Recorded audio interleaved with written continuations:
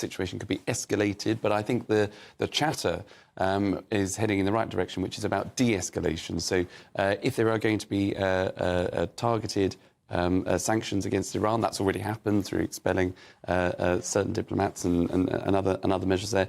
But you can do that without arm-to-arm combat at this stage. But I think the US will be weighing up all of its options. Antony Blinken obviously gave a press conference in the United States yesterday to say that, there will be a response from the US, but it'll be at their time and it'll be in the way in which they think is the most appropriate. So all eyes are now on the United States as to when it makes that move. Yeah, and it's fascinating, isn't it, how domestic politics plays so much into international politics. The States, they've got a presidential election this year.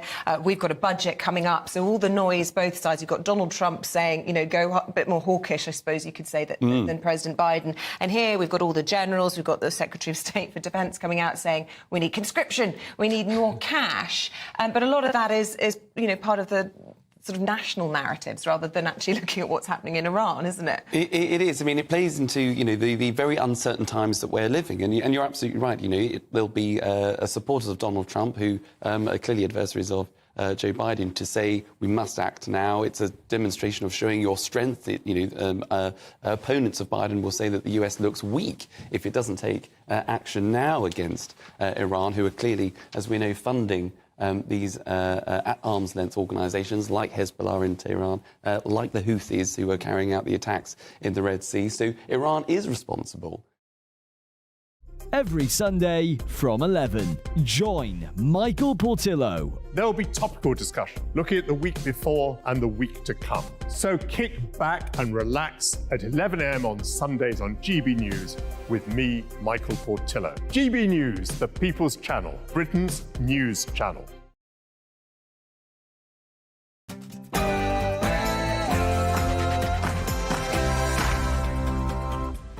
Good afternoon, Britain. It's 12 o'clock on Thursday, the 8th of February.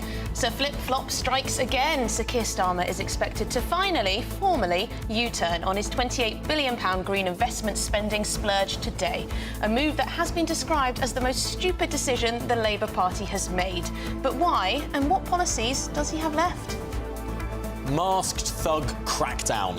Climbing on war memorials, possessing flares or pyrotechnics, and wearing face coverings to conceal your identity at protests are all actions that will be banned by the Home Secretary. That's an announcement in response to intimidation at recent pro-Palestinian demonstrations. But will the police enforce these bans? And is the countryside racist? The Wildlife and Countryside Link, a group with 80 member organisations, including popular charities from the RSPCA to the WWF and the National Trust, claim the British countryside is a racist colonial white space. Yes, I'm not sure what that means either. Is your money inadvertently funding this nonsense?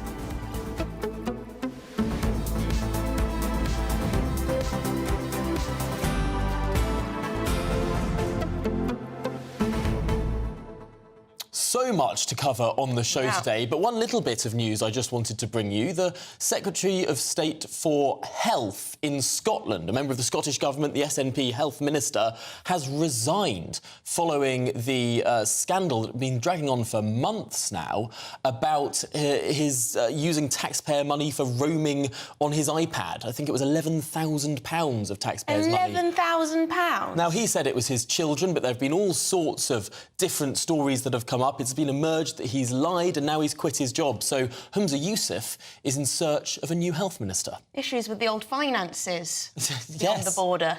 And that ties in with so many of our stories today. The Labour Party has issues with their finances. How much are they going to spend on energy? The SNP has issues with their finances. Well, not just because of the investigation into money borrowed, but also because of the Health Secretary's resignation there. And there's polling out today as well on the GB News website, which shows that Humza Yousaf, the leader, could lose his seat at the election. So there you go. Things aren't looking so rosy north of the border. Absolutely. But do get in touch with your thoughts on everything we're discussing today. gbviews@gbnews.com is the address to get in touch with, and we'll get to some of those later in the show after your headlines with Sophia.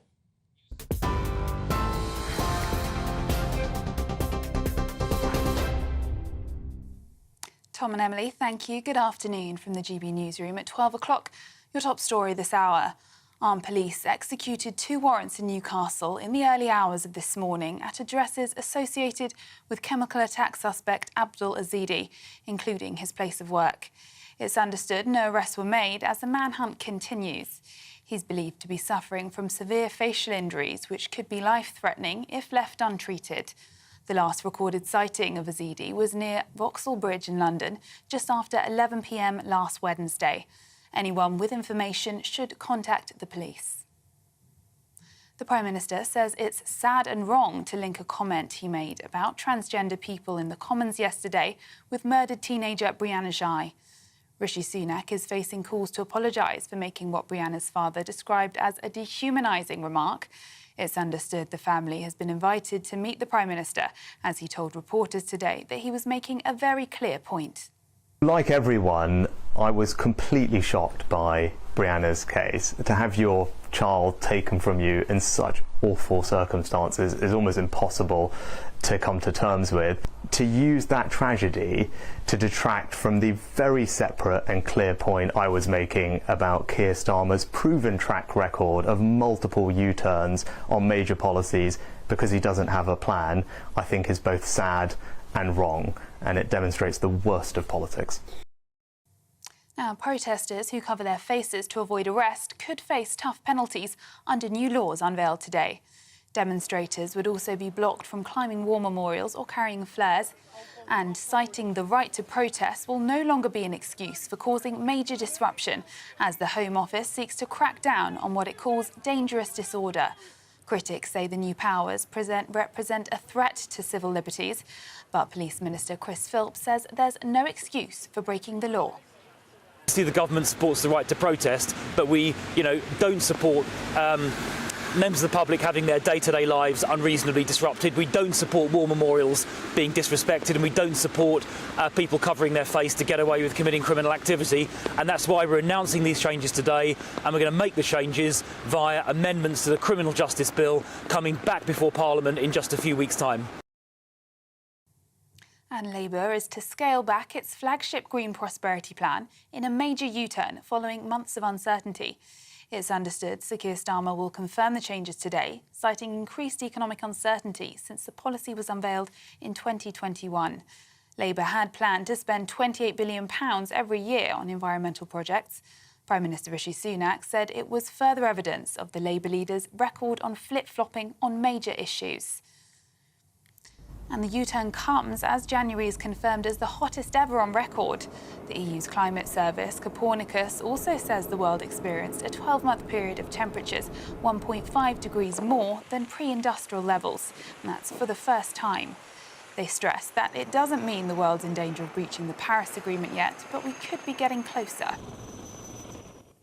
Michael Matheson has quit as Scotland's Health Secretary in the wake of the scandal over his parliamentary iPad data roaming charges.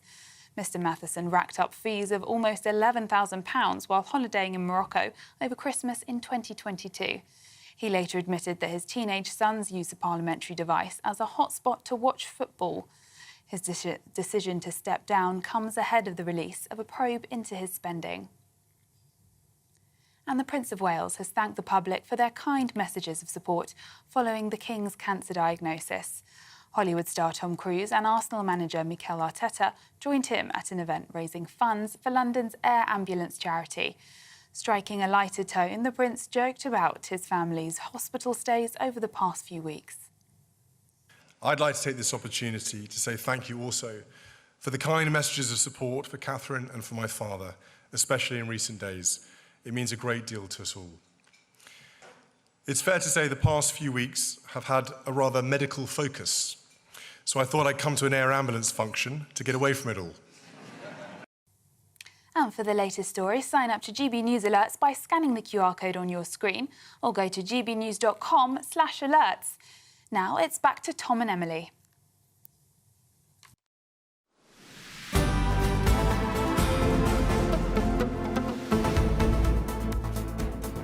Well, police in the UK could be given brand new powers to arrest protesters covering their faces to threaten others and avoid criminal prosecution. Police already have the power to ask individuals to remove coverings at designated protests, but this proposal would mean officers have the right to arrest protesters who disregard their orders, with those flouting the rules facing a month behind bars and a £1,000 fine. Now, the rules also state a protester would not be able to cite the right to protest as a reasonable excuse to get away with disruptive offences, including things like blocking roads. Well, let's speak to our political correspondent, Olivia Utley, because it does seem that there have been a number of different initiatives from the government trying to crack down on protest. The Public Order Act was one. Today's announcement is another. Is it enough to get on top of things? Well, that's exactly what I was going to say, Tom. This is all sounding a little bit familiar. Last year, the Prime Minister introduced the Public Order Act, which was designed to crack down on antisocial protest. The measures that are being announced today by James Cleverly, these will come into force via amendments to the Criminal Justice Act, include banning fireworks at protests, banning climbing on war memorials at protests. That one specifically has quite a lot of public backing, and allowing police officers to arrest and fine anyone who wears a face covering or a face mask at a protest and refuses to take it off. It all sounds like the government is really getting tough on these anti-social protesters. The question, of course, is whether it'll actually work. The first hurdle that the government has to overcome is getting these amendments through the House of Lords. Last year, when the government introduced some pretty similar measures, really, they were disrupted, thwarted almost, in the House of Lords because Lords on both sides of the House, both Conservatives and Labour peers, were worried about the potential consequences on free speech. They didn't like the idea of infringing on the right to protest. They're likely to kick up a fuss this time round as well. So the government will probably have to water down some of the amendments that James Cleverly is proposing today. Then the other issue is about the practicality of these amendments. Yes, the police will have the right now to arrest and fine protesters who are seen wearing face masks or face coverings, but will they actually be able to? I've been out and about on the streets during these pro-Palestine marches over quite a few of the last weeks, and there are thousands of people wearing face coverings and masks. The police are already really, really stretched trying to keep a hold on these protests. Up to £27 million, it's estimated, has already been spent by the Met on policing these protests. Is it really practical for the government to expect police officers, already very, very stretched, already trying to keep order, to be able to pick out possibly tens of thousands of protesters wearing masks and fine them? And if they aren't able to do that, then is it really the disincentive that the politicians are hoping that it will be? It sounds very bold, but when push comes to shove, will it actually be enough to change the aura of these protests? That is the question. Thank you very much, Olivia Utley, our political correspondent there. Right, well, let's speak to the Deputy Chair of the Conservative Party, James Daly, newly appointed. James, thank you very much for joining us, and in the rain too. Now, I've walked through the pro-Palestine protests over a few weeks and seen how they're being policed. And I think it's fair to say that the police have taken quite a standoff approach. I've seen people masked individuals, seen people clambering on statues and traffic lights and the like, and using flares and pyrotechnics. The issue that people are concerned with is whether the police will actually enforce what the Home Secretary has said today.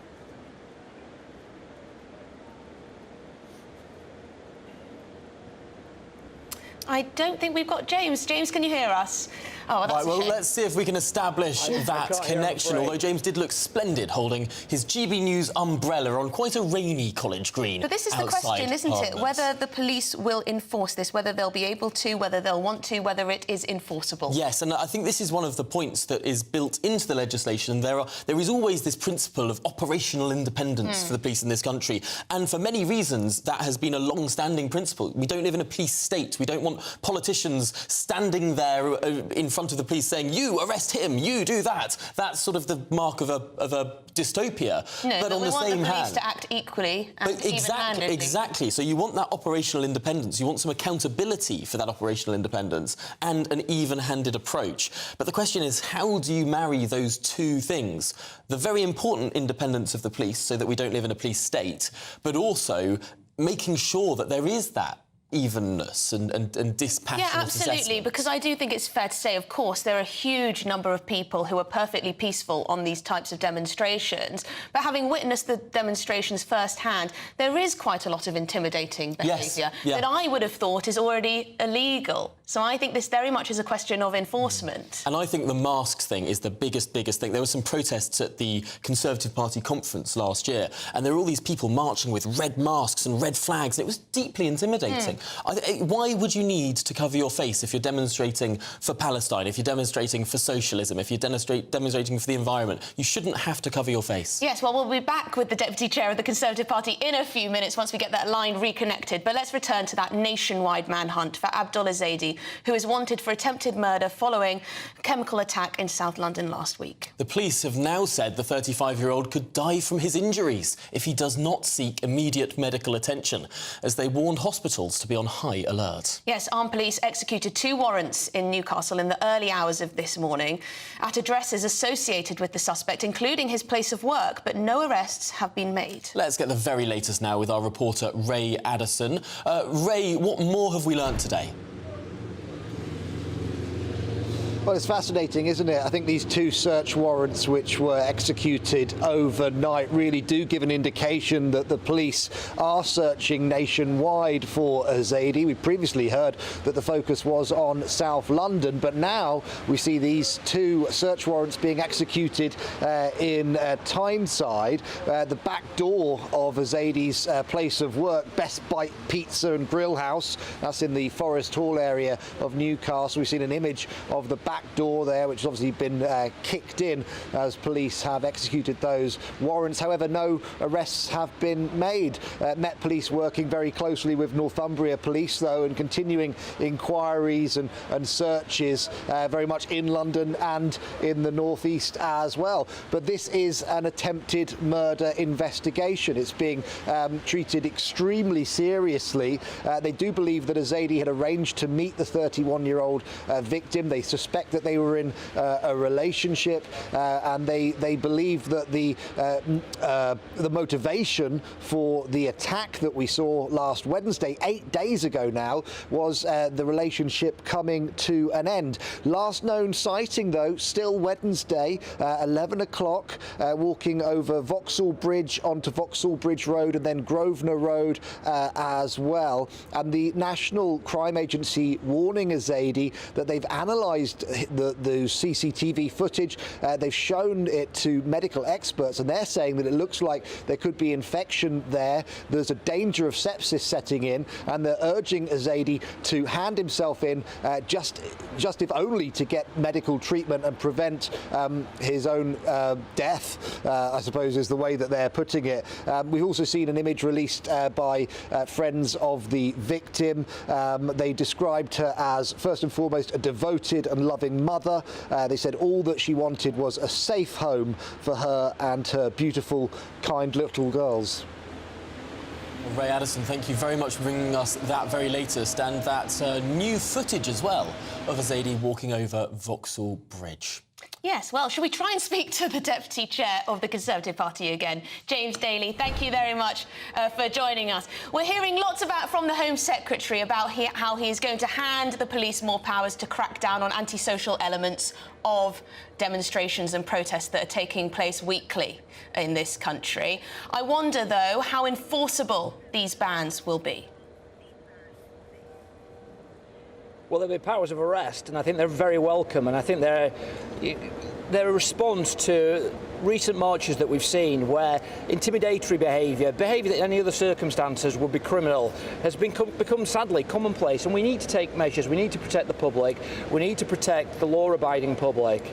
And so things such as banning fireworks and pyrotechnics, making a power of arrest to people climbing on national monuments and other powers like that. These are things that are needed, that the public want and that the Conservative Party are going to deliver. One of the issues is, of course, this is going to be optional for the police to determine protest by protest, at which point they decide that there shouldn't be masks worn or flares used. Do you have enough confidence in the police that they will be impartial and dispassionate in how they pursue these policies? Well, I certainly think so. I saw the comments from the Chief Constable of Essex, who's the lead on these matters for the National Police Chiefs Council, and he is very welcoming of those powers. There is no reason at all, Tom, as we all know, as to why anybody wears a mask to go on a peaceful protest. Peaceful, lawful protest is something that is sacrosanct to the Conservative Party, but that cannot be at the risk of others being inconvenienced, of others feeling intimidated by behaviour which is just... Unfortunately, we've seen examples of it in recent times, and I hope the police welcoming these powers means that they are going to act upon them and protect the interests of the wider community.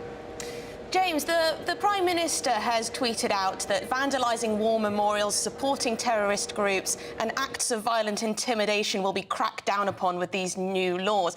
Aren't these things already illegal on the streets of London and elsewhere in the country? And why have they not been banned, or the law has not been enforced in the past? Why do we need new laws? Well, we have Public Order Act offences, we have offences of criminal damage, and we have various other measures, statutory measures, which the police can use. But we've seen in recent times protesters perhaps becoming a little bit more political, perhaps using the reasonable, putting forward what they say is a reasonable excuse of peaceful protest to justify this type of behaviour. And, you know, I come from a party, I come from a tradition that believes that national memorials, that war memorials are things that we should protect. They are there to respect the dead who gave, you know, the ultimate sacrifice for this country. And the least that we can do is make sure that those memorials to the memory of people who have given everything are protected. So I think it's giving extra powers, it's addressing a situation that has come up recently. And I think if you compare this to Keir Starmer, you know, Keir Starmer's the man who's taken money from Dale Vince, who's financed Extinction Rebellion, another arm of this, who just go out of their way to cause ordinary people all sorts of trouble, whether that's stopping them from going to hospital appointments, stopping them from going to exams, you know, causing damage. We can't have this. We can't have people misusing our laws in what they claim is the name of peaceful protest. That's not peaceful protest. The Conservatives will protect the right to peacefully protest in this country, but also protect the wider community. James, just finally, a word from you on the other big story of the day. The Labour Party drawing a line in the sand on this equivocation on the £28 billion of extra spending they were committing to. Are you worried now, as the Conservative Deputy Party Chairman, that the Labour Party might look more fiscally responsible than they did yesterday? Absolutely not. It's quite incredible. I don't even know whether they've got rid of this plan or not, Tom, and I think that it's quite strange. I think we've had 311 occasions where Labour politicians have committed to spending 28 billion, which would have meant 28 billion in tax rises.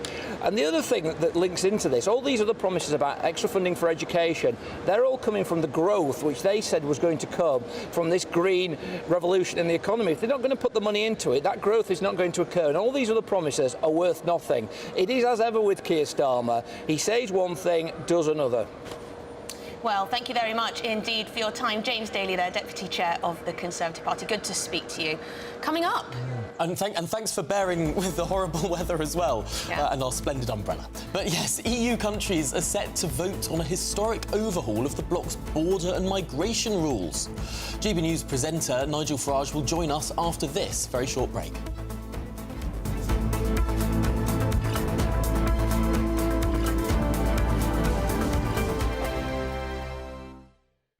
2024, a battleground year. The year the nation decides. As the parties gear up their campaigns for the next general election. Who will be left standing when the British people make one of the biggest decisions of their lives? Who will rise? And who will fall? Let's find out together. For every moment, the highs, the lows, the twists and turns. We'll be with you for every step of this journey. In 2024, GB News is Britain's election channel.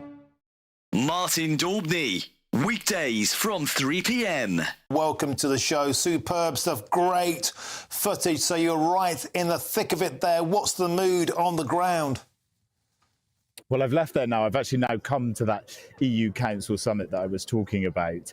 It's still pretty chaotic. The entire city of Brussels has been completely clogged with these tractors, sort of three abreast in most of the roads across the city. The people of Brussels aren't particularly happy. I mean, this is sort of reminiscent for some people of the Just Stop Oil protests, you know, people gluing themselves People are unable to get to hospital appointments, and there's a lot of upset about the destruction that's happening on the streets of Brussels today. But on the other side, there's also the protests, which the farmers are saying that EU green laws simply are not able to fit with what they need to do to keep their businesses going. And just before the protests happened, we saw the European Commission actually make some concessions to the farmers' protests. And this is on the demands that were put on them to set aside somewhere in the region of 5% of their land for regrowing for biodiversity. A lot of the farmers have said that's not possible, and the European Commission has said that they can delay that coming in. So they have won a small concession with these protests.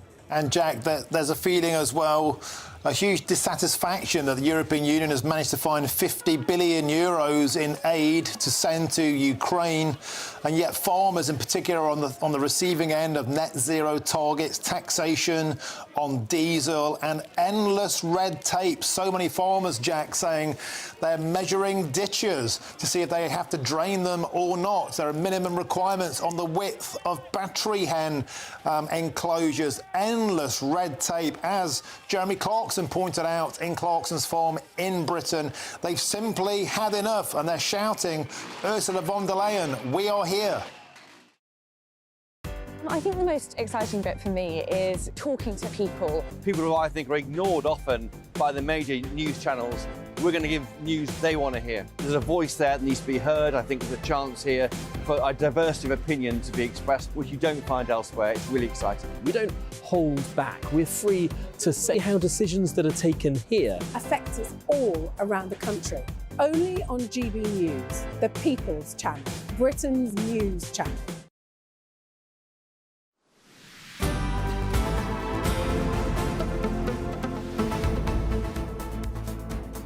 Good afternoon, Britain. It's 24 minutes past 12, and EU countries are set to vote on a historic overhaul of the bloc's border and migration rules later today, including plans to set up prison-like reception centres for asylum seekers. Well, joining us now is GB News presenter Nigel Farage. Nigel, this is being dubbed as a historic overhaul of migration and asylum rules in the EU, is it?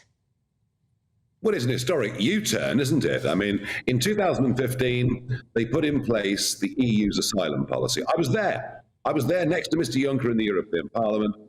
And basically what it said was anyone that crossed the Mediterranean, set foot on EU soil, could stay. I warned them. I said it was lunacy. I said millions would come. Sure enough, they have. The political implications have seen a very, very dramatic rise of parties of what we call the populist right. Is that any surprise, given cities like Malmo, for example, have been completely transformed by vast numbers of young men coming from entirely different cultures? And now they're panicking. So this week we've had a big U-turn on several environmental targets put in place by the European Commission. Now it's migration. It's saying we're going to get tough. And all of this is because as we head towards the European election, which take place between June the 6th and June the 9th this year, at the moment, Eurosceptic parties are topping the polls in 9 countries and are second or third in another 9. So this is Brussels, this is national leaders saying, we understand your concerns, we're getting tough. Is it going to help them? Is it going to stop the rise of the populist right? I doubt it very much indeed. I suppose a deeper question as well is, will this actually materially turn out to be delivered as policy? Or is this a sort of pre-election bung to try and stop the rise of the AfD in Germany or the National Rally in France, or indeed we've seen in the Netherlands as well, Wilders? So many of these parties have been growing and advancing. But I suppose the big question will be, will the proof be in the pudding? No, of course not. It's noise. Can you imagine if they start to put tens of thousands of people in virtual prison-type conditions in Italy? I think our friends at the European Court of Human Rights in Strasbourg might get involved pretty quickly and say this simply isn't right. It contravenes many of the most basic articles. So no, I don't see any of this actually happening. I don't see any of it materialising, not at least at an EU level. But what you are seeing are individual countries now taking very strong stand. I mean, Hungary, Poland, basically now refusing to take anyone that has come into the European Union from across the Mediterranean. There was supposed to be a compact on what was burden sharing, but no, it's not happening. So actually, migration is one of those that threatens the very existence of the European Union and even Schengen. This idea that we can move freely between countries without stopping our car, without showing a passport.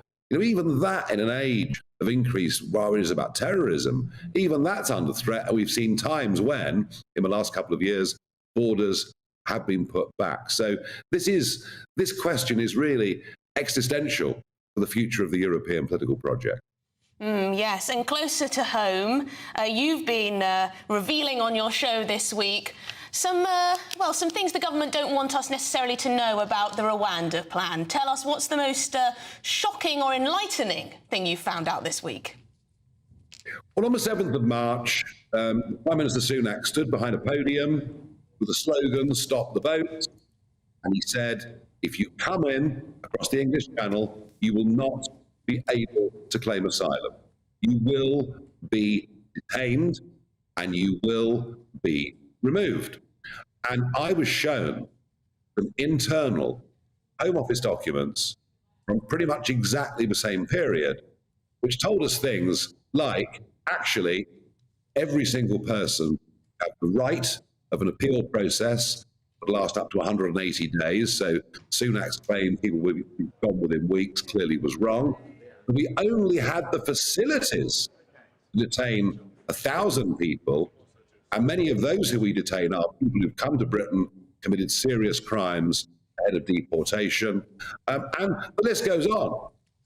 Every revelation that I saw in that document, they were briefing ministers, and I guess ultimately the Prime Minister, that the Illegal Migration Act wouldn't actually change anything, and yet he continued with what I think was a grand deception. And now we learn, last week, from the Home Affairs Committee, that virtually every single person that has come since the passing of the Illegal Migration Act last July is now, would you believe it, in the asylum processing system. And I think this is one of the reasons this government is in such trouble. They stand up and tell us things. They stand up and promise us things that they even know themselves simply aren't true. And that really makes people angry. No, it's a really important point. We are out of time, but I do want to squeeze in one final question, Nigel. In a word, yesterday, Esther McVey, the Cabinet Minister, said on this channel that you should get a peerage, that you should be appointed to the House of Lords. Would you accept one? I'd be even more unpopular in the House of Lords than in Parliament. That's never stopped you. Going into this House of Lords, I promise you, is not an ambition. Well, there we go. Not a no, but we'll see. Perhaps we'll put the cat amongst the pigeons. Nigel, thank you so much for joining us here on Good Afternoon Britain. Good stuff. Well, Prince Harry, he's heading back to California after a rather quick visit to the King since his cancer diagnosis. We'll have the very latest after your headlines.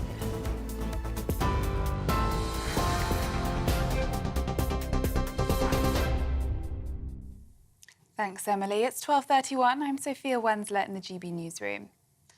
Armed police searched 2 addresses in Newcastle earlier this morning in their hunt for chemical attack suspect Abdul Ezedi. It's understood the warrants included his place of work, but no arrests were made. Ezedi is believed to be suffering from severe facial injuries, which could be life-threatening if left untreated.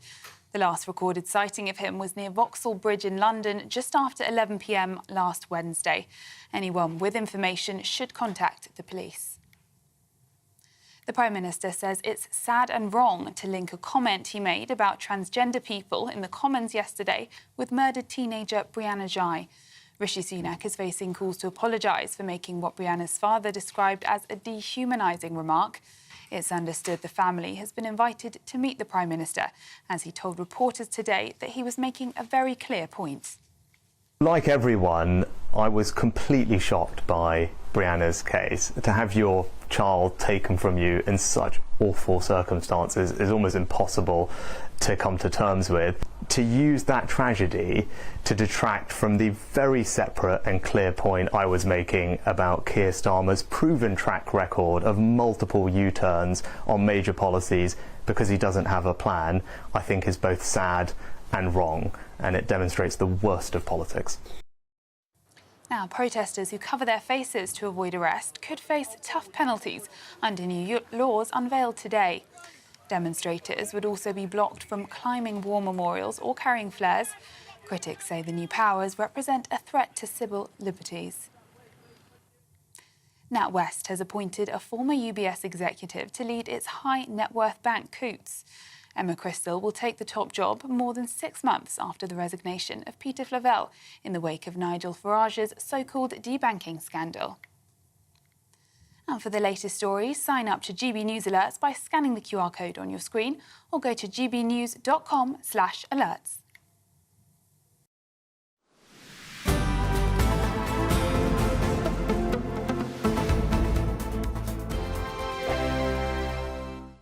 In the GB Newsroom, we bring you the news as it happens. With our team of dedicated journalists across the UK, we're ready to give you accurate reporting every day.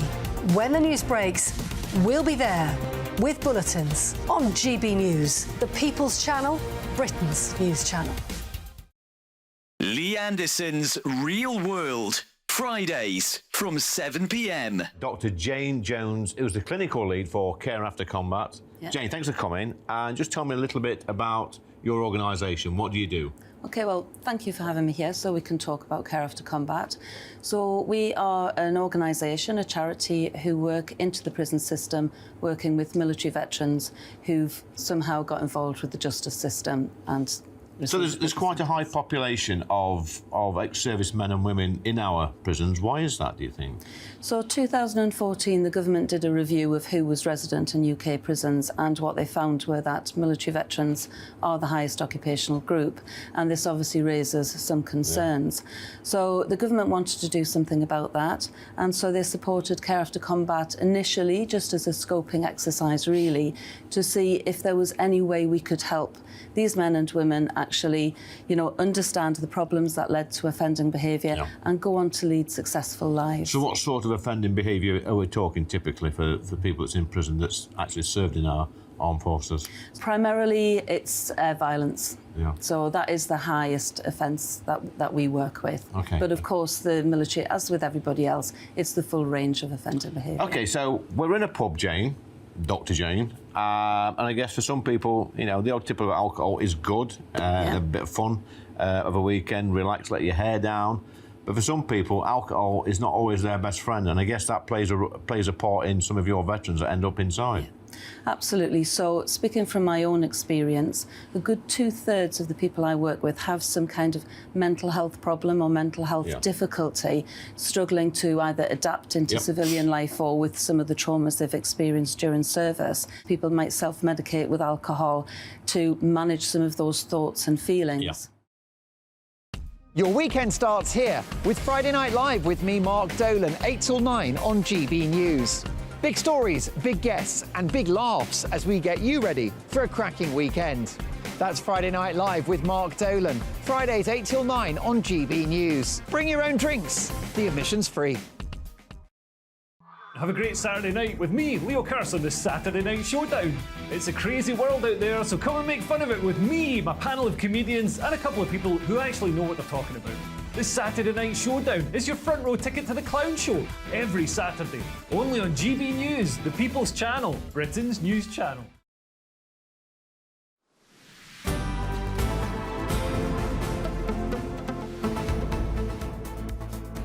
Right, it's 12:36 and Prince Harry has made his way back to California after a rather quick visit to see his father, King Charles, following the monarch's cancer diagnosis. And as for Prince William, who previously worked as an air ambulance pilot, he met up with crew members, former patients and supporters, where he was asked about his father's health and responded saying he really appreciates everyone's kindness. Well, GB News presenter Pip Thompson joins us in the studio to give us all the details. Please give us all the details, Pip.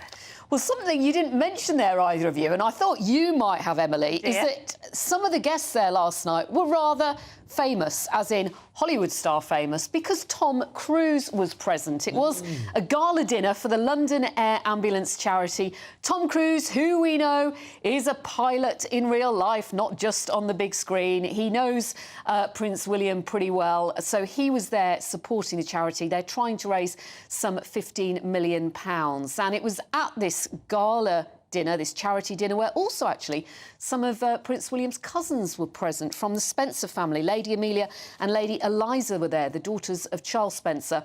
It was here that William gave a short speech, and he did thank everybody, as you say, for their good wishes towards his wife, Catherine, and the King. Let's take a listen. I'd like to take this opportunity to say thank you also for the kind messages of support for Catherine and for my father, especially in recent days. It means a great deal to us all. It's fair to say the past few weeks have had a rather medical focus, so I thought I'd come to an air ambulance function to get away from it all. So, still full of humour. He seemed on great form, didn't he? And in the morning, he'd been at Windsor Castle, taking part in an investiture ceremony, handing out honours to more than 50 people. It was his first full day back on royal duty in some 3 weeks, because he has been supporting Catherine after that abdominal surgery. And we're not likely to see Prince William again for a few days. Half term is next week, so he will be helping to look after their 3 children on the Windsor estate at Adelaide Cottage. Meanwhile, King Charles, he remains at Sandringham between treatments. He has been treated as an outpatient. And we have heard today that that weekly audience that he has with the Prime Minister Rishi Sunak, that is due to resume on February the 21st. It usually takes place on a Wednesday. Kensington Palace, or rather, sorry, Downing Street said that they were due to speak yesterday, and they had a brief phone conversation with Rishi Sunak sending his best wishes. So that is the latest on King Charles. And then, of course, I guess we should mention the Duke of Sussex, Prince Harry. He is now back in California after that whirlwind trip. He landed back in, I think, the early hours of this morning, flying, 10,000 miles. And he was here for all of 25 hours. He had a 45-minute conversation with his father before King Charles went back to Sandringham. But as we understand it, there was no contact with his older brother. But maybe things aren't too bad with his father. I mean, what do you read into it? A 45-minute conversation. Is it baby steps at the moment? Or, you know, is the King very tired and he needed to get away to Sandringham to rest? I suppose it would have been unlikely that Prince Harry, after everything that's happened, after his book, after the acrimonious split, the abandonment of his role as a senior royal, it would be strange, perhaps, if he had turned up and was welcomed immediately back into the fold and went to stay up with his father and his stepmother, who he called his wicked stepmother in his book. Perhaps it was over-optimistic of everyone to think this will be a massive rapprochement. But Pip, do you think that this was perhaps the first step of what might be more? Might we expect Prince Harry to be coming back to the United Kingdom more often than he had previously planned? Well, you would expect, wouldn't you, as the son of a father who's been diagnosed with a form of cancer, you would expect that he would be very closely involved in his recovery, in supporting him. Now, whether that's going to take place on the phone, over Zoom, or whether he will be jetting in more often, who knows? But what does seem to be the case is that communication is open with his father, but that estrangement with his older brother, Prince William, still very much remains. I mean, Prince Harry could have stayed in lots of places, couldn't he, when he flew in for that short period of time? And we understand that he was holed up in a London hotel. So, and let's remember as well what he put in his book, Spare, and said, in the words of his what King Charles said to him after the Duke of Edinburgh's funeral, which was, please, boys, don't make my final years a misery. You know, and what is happening is King Charles just leaving his 2 sons to it. And maybe, with the passage of time, as we know, we know families are dysfunctional. We're all in dysfunctional families, aren't we, really, when you think about it? We've all got our problems. So maybe the passage of time, though, will help. Well, there you go, some optimism to finish. Thank you very much, Pip Thompson. Now, lots of you have been leaving your messages for the King during this challenging time. Rowena has written in to say, Your Majesty, may the collective arms of your people around you at this difficult time bring you comfort and strength. You can beat this. I know you can. God bless you, sir. Dorothy says, to our King, I send all my love and prayers to you and all your family, my love and prayers at this difficult time. Mary says, Sir, I, on behalf of my family and myself, want to wish you the very best in the months ahead. My family also faced this several years ago and came out on top, and you will too. And Dale says, along with all your loyal subjects, I sincerely wish you the speediest of recoveries. My thoughts and best wishes go out to you and your entire family at this most troublesome time. I must say, they were very nicely expressed there. Very nicely expressed. Very Remember, well written. you can leave your own message for the King at gbnews.com. Well, we've got lots more to come after the break.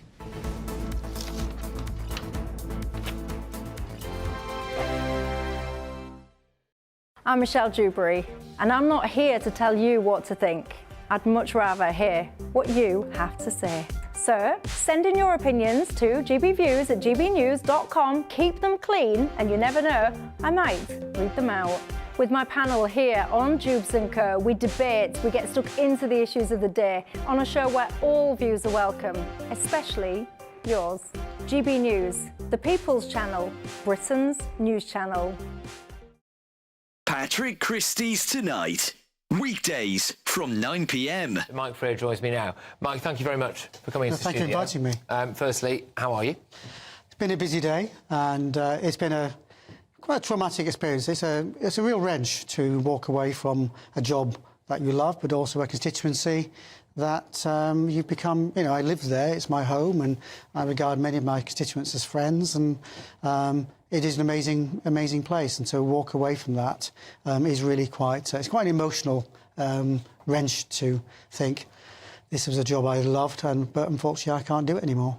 Can you talk me through the process? Because you mentioned about the alleged arson attack, etc., being the final straw, but this has been a really quite vile journey to get to this point. So what kind of threats have you had? What's that look like?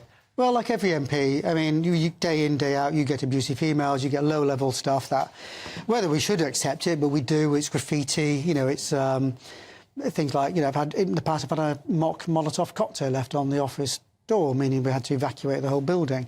I've come out of my house and found a note on my car. Where I live is common knowledge, but what I drive is less so. And it's a few weeks after John Mann had the wheel nuts on his car tampered with. So that all kind of makes you get a bit, you know, what on earth's going on.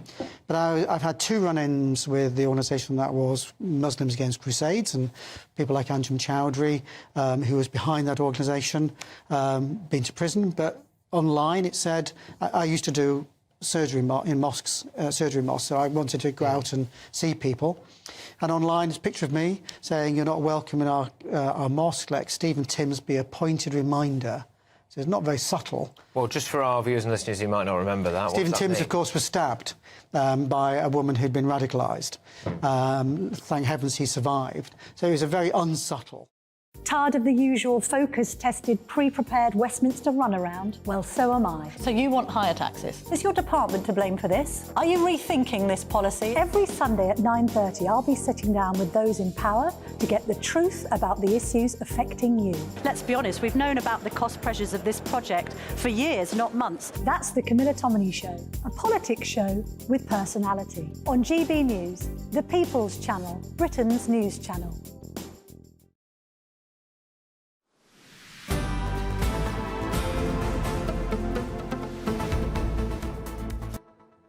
Welcome back to Good Afternoon Britain. It is 12:46 and we've got lots more coming up in the show for you today. In just a few minutes, we'll be asking if the British countryside is in fact racist. Now, why are we asking that? This really, really winds me up. You know what? It actually upsets me. It actually upsets me. So this is a claim made by the Wildlife and Countryside Link, which essentially is an umbrella group which includes members like the WWF, National Trust, also the RSPCA. So really, really popular charities in this country. Charities that we give to, you probably give to. Exactly. And they are claiming in this report that the country's green spaces are governed by white British cultural values. I would argue, well, firstly, what else are these green spaces going to be governed by in British countryside? And is that a bad thing? What on earth is a white value? Well, it sounds a bit racist. Am I supposed to, as a white person, have different values to black people? What on earth sort of assessment is that? These are people trying to be very progressive, saying that white and black people have different values. I find that extraordinary. Yeah, they say it's a racist colonial white space, as if white people have colonised the British countryside. The last people to colonise Britain, I think, were the Vikings, maybe the Normans. Well, there you go. Let us know what you think, because we're going to be having a little bit of a debate on this. But first, in a new GB News series, Innovation Britain, we are looking at the success of British manufacturing around the country.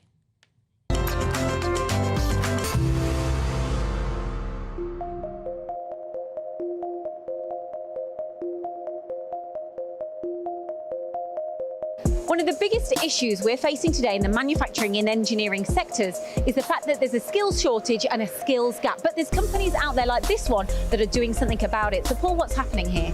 Well, here at Income Training, we deliver engineering and manufacturing apprenticeships. So we start people in their engineering career, like the people we see behind us today. And this year we've had our biggest intake ever of people going into engineering and manufacturing on an apprenticeship to shape their future. So how did we get into this situation in the first place? It's a result of generations of people not coming into the sector. We're trying to do something about that. We're trying to show everyone that engineering manufacture is a great career and apprenticeship is a great route into that career. And how are you doing this? What we're doing at Income is inspiring young people to come into the sector. There's loads of companies, big and small, within the UK, and these people are, whether they want to use their brain or use their hands, they're going into careers that'll last them a lifetime. And it's not just apprenticeships, is it? It's not, no. So we are bridging skills gaps through a variety of programmes. Last year we launched the first ever UK Tooling Academy in partnership with Brandara, a Birmingham-based company, and that's for bringing in people who are already engineers to go from here to here through our full-time programme. But you're also upskilling too, aren't you? We are.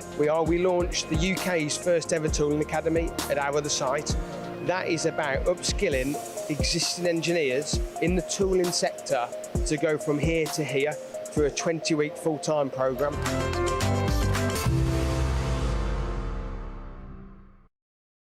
Gotta love a bit of British innovation. But moving on, is the British countryside a racist colonial white space? It's a claim by the Wildlife and Countryside Link, a group with members from the WWF, RSPCA and National Trust. Lots of charities are members of this umbrella group, and this report says that racist colonial legacies continue to frame nature in the UK as a white space, labelling people of colour out of place. Well, joining us now is entrepreneur and commentator Joanna Jarju. Joanna, thank you very much for joining us. Now, this seems to crop up quite a bit, the idea that the British countryside is somehow racist. As a black woman yourself, do you feel uncomfortable in the British countryside? Well, I mean, I'm a black woman that's brought up in Yorkshire, and I can say that, you know, growing up and being the only black kid in my primary school and growing up in an area like this, I have experienced racism, and I think that it's completely viable for this report to say so if there's evidence. You know, this isn't the type of thing that they just pluck out of thin air. This is basically different institutions that have grouped together and come up with this result, and I think that it's something that we should listen to. I think it's quite interesting, actually, that nowadays in Britain, it's more offensive to be called racist than what it is to actually be racist. So I think that all we can do is actually take learning lessons from this and realise that if these organisations are saying that it's a problem, then it's actually derived from some form of evidence and we should listen to it. Jonah, I think you make a really important point there. If there is evidence of discrimination, and clearly there are pockets of racism in the country, that is something that needs to be stamped out, no doubt, and highlighted.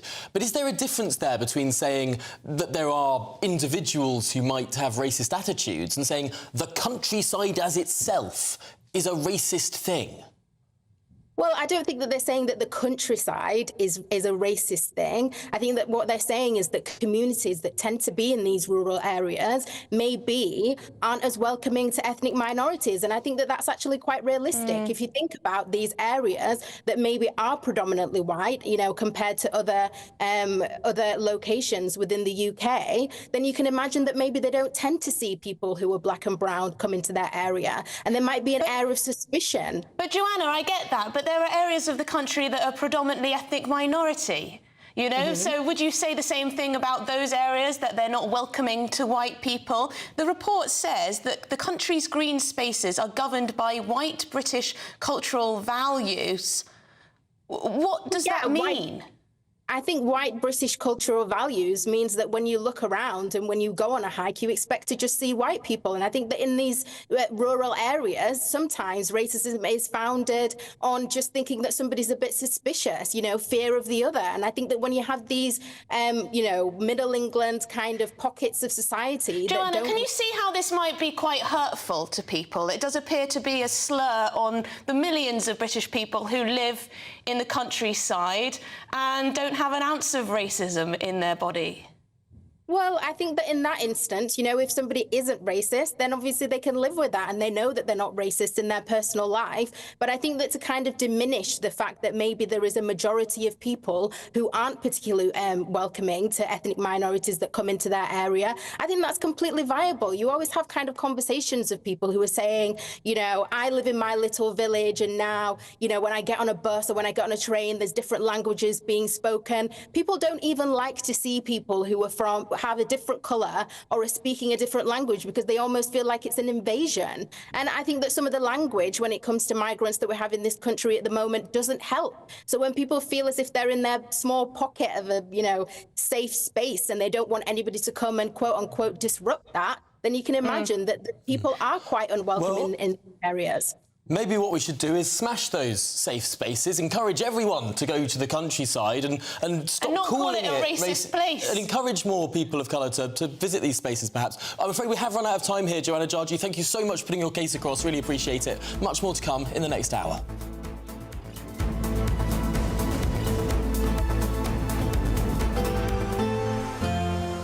A brighter outlook with Box Solar, sponsors of weather on GB News. I'm Alex Deakin. This is your latest weather update from the Met Office for GB News. Plenty going on with the weather today. A wet one out there for most and some heavy snow continuing to fall, particularly over the hills across North Wales and northern England. Low pressure's been moving up from the south, bringing the moisture, hitting the cold air, and particularly on this weather front, bringing a mixture of rain, sleet and hill snow. And still heavy snow still to come through this afternoon over parts of North Wales and the hills and mountains of northern England. Some treacherous conditions on some of the higher routes here. Elsewhere, mostly rain across the south, some heavy bursts of rain, but some drier interludes as well. But as the wet weather moves across Northern Ireland, some sleet and snow likely here and into southernmost parts of Scotland. So snow and ice warnings remain in place overnight. The amber warning across northern England until this evening. Further pulses of heavy rain then coming up across parts of the south. Gusty winds as well, but big temperature contrasts. Feeling cold through the day and night under this band of wet weather that just persists. Very cold again across northern Scotland, but largely dry, very mild in the south with double digits on offer here. The wet weather continues to track into southern Scotland into Friday, so snow and ice warnings in place here. Turning mild, although slowly but surely over northern England and northern Ireland, so the hill snow risk disappearing by the time we get to Friday. But blustery conditions coming in from the east. Again, very mild in the south, cold further north. That warm feeling inside from Boxed Boilers, sponsors of weather on GB News.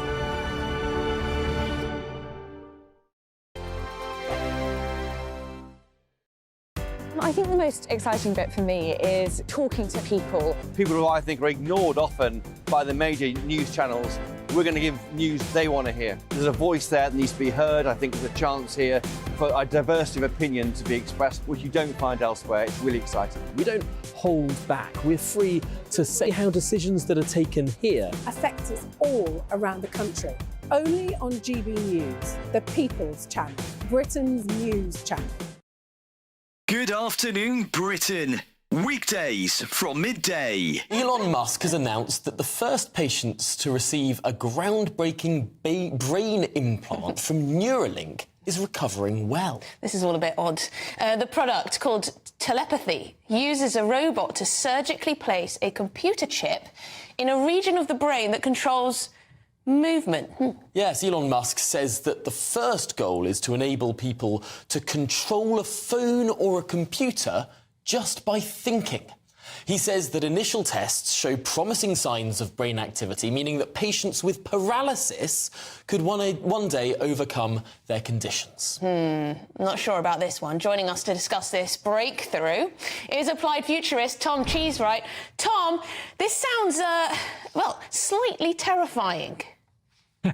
I certainly think a lot of people will be thinking this is something out of a sci-fi horror rather than reality. But this is a technology that's been a long time coming. We've been developing direct brain-computer interfaces for a long time, mostly for the sort of therapeutic reasons that are the initial goal, at least, of Elon Musk's Neuralink, to allow people who are perhaps quadriplegic to have direct control via their brains of initially a smartphone and maybe ultimately artificial limbs or a wheelchair. It does seem fascinating how quickly this technology is moving on. I saw demonstrations perhaps a year or two ago of people playing a very simple Pong game just by thinking, moving sort of one line on a screen up and down. This seems like potentially there has been a breakthrough that means far more complex things can be controlled just by thinking. Well, there's lots of different aspects to this technology. The initial attempts to interface with the brain used actually quite thick prongs almost that went into the brain, and they were quite solid, and so if the brain moved, they could potentially cause damage. I'm Christopher Hope. And I'm Gloria DiPiero, bringing you PMQ's Live here on GB News. Every Wednesday, we'll bring you live coverage of Prime Minister's questions when Rishi Sunak and Sir Keir Starmer go head-to-head in the House of Commons. We'll be asking our viewers and listeners to submit the questions that they would like to put to the Prime Minister, and we'll put that to our panel of top politicians in our Westminster studio. That's PMQ's Live here on GB News, Britain's election channel.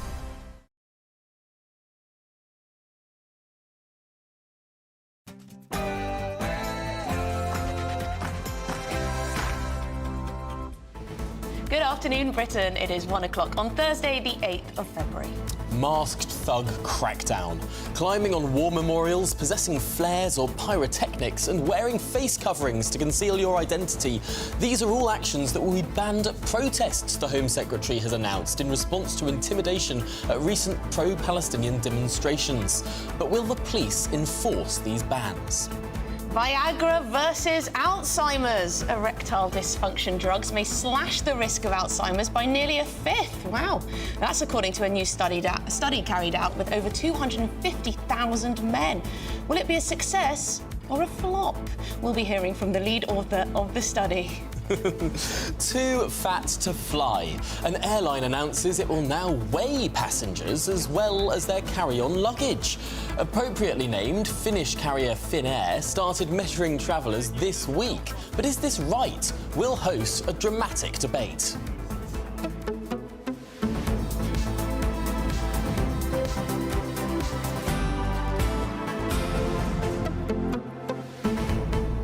Now, it looks like, judging from the inbox, that a lot of you are fed up of people saying that the countryside is racist. Well, I think Joanna had some really good points about making sure that people feel comfortable in the countryside.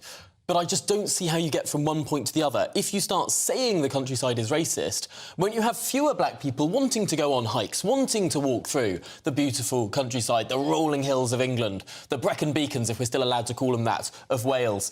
Surely, if you want to encourage as many people to experience this sort of stuff, saying, oh, it's all horribly racist, is not the way to get people out and about. You can't force people to go to the countryside and enjoy the countryside. People do have the freedom to choose where to live, by and large, in this country. There's nothing stopping people from ethnic minorities to move to the countryside if they so wish. What I don't understand is the assertion that the British countryside is a racist colonial white space. Do you understand what that means? I think it must be referring to, Emily, I think it must be referring to the Angles and the Saxons, who, of course, brutally colonised this country in the wake of the Roman invasion. Once the Romans left, you had the Jutes, the Angles, the Saxons coming over here. They absolutely ravaged the place. They colonialised the country. They invented a new language. Well, I suppose the Normans then did it next. I mean, we've been wrought by colonialism in the UK. Who lives in the countryside, she says she's getting fed up with getting bullied because of where she chose to live.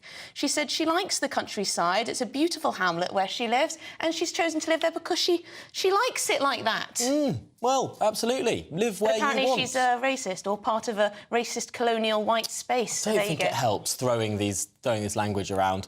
But much more to come, including the rather surprising news about a little blue pill. That's after your headlines with Sophia.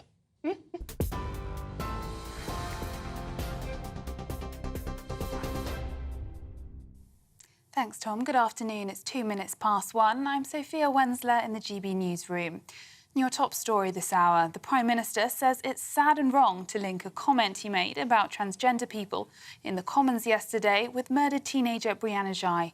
Rishi Sunak is facing calls to apologise for making what Brianna's father described as dehumanising remarks. It's understood the family has been invited to meet the Prime Minister, as he told reporters today that he was making a very clear point.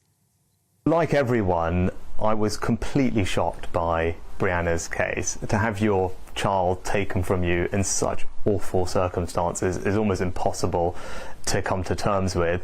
To use that tragedy to detract from the very separate and clear point I was making about Keir Starmer's proven track record of multiple U-turns on major policies because he doesn't have a plan, I think is both sad and wrong, and it demonstrates the worst of politics. Rishi Sunak speaking there. Now, armed police have searched 2 addresses in Newcastle earlier this morning in their hunt for chemical attack suspect Abdul Ezedi.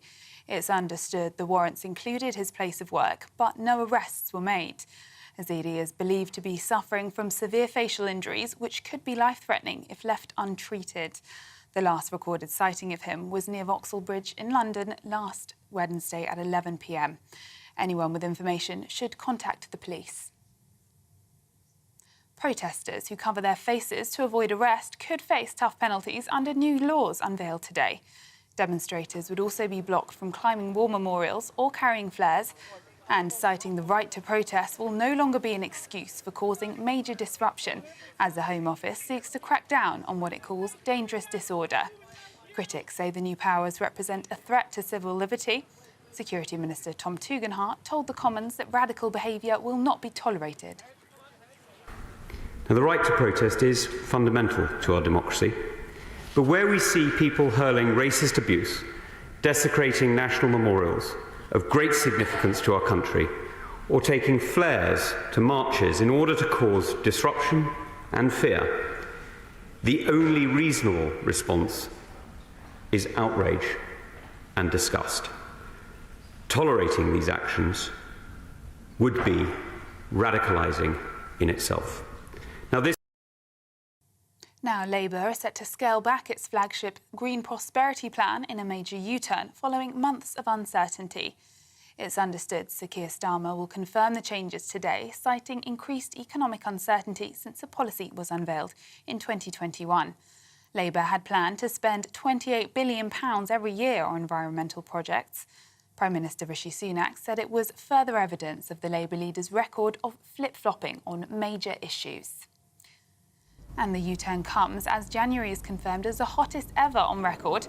The EU's climate service, Copernicus, also says the world experienced a 12-month period of temperatures 1.5 degrees more than pre-industrial levels. And that's for the first time ever. They stress that it doesn't mean the world's in danger of breaching the Paris Agreement yet, but we could be getting closer. NatWest has appointed a former UBS executive to lead its high net worth bank, Coutts. Emma Crystal will take the top job, reporting directly to NatWest's interim chief executive, Paul Thwaite. It's understood she'll also join the board of Coutts. It comes more than 6 months after the resignation of Peter Flavelle in the wake of Nigel Farage's debanking scandal. Michael Matheson has quit as Scotland's Health Secretary in the wake of a scandal over his parliamentary iPad data roaming charges. Mr Matheson racked up fees of almost £11,000 while holidaying in Morocco over Christmas in 2022. He later admitted that his teenage sons use the parliamentary device as a hotspot to watch football. His decision to step down comes ahead of the release of a probe into his spending. And the Prince of Wales has thanked the public for their kind messages of support following the King's cancer diagnosis. Hollywood star Tom Cruise and Arsenal manager Mikel Arteta joined him at an event raising funds for London's air ambulance charity. Striking a lighter tone, the Prince joked about his family's hospital stays over the past few weeks. And for the latest stories, sign up to GB News Alerts by scanning the QR code on the screen or go to gbnews.com/alerts. Now it's back to Tom and Emily.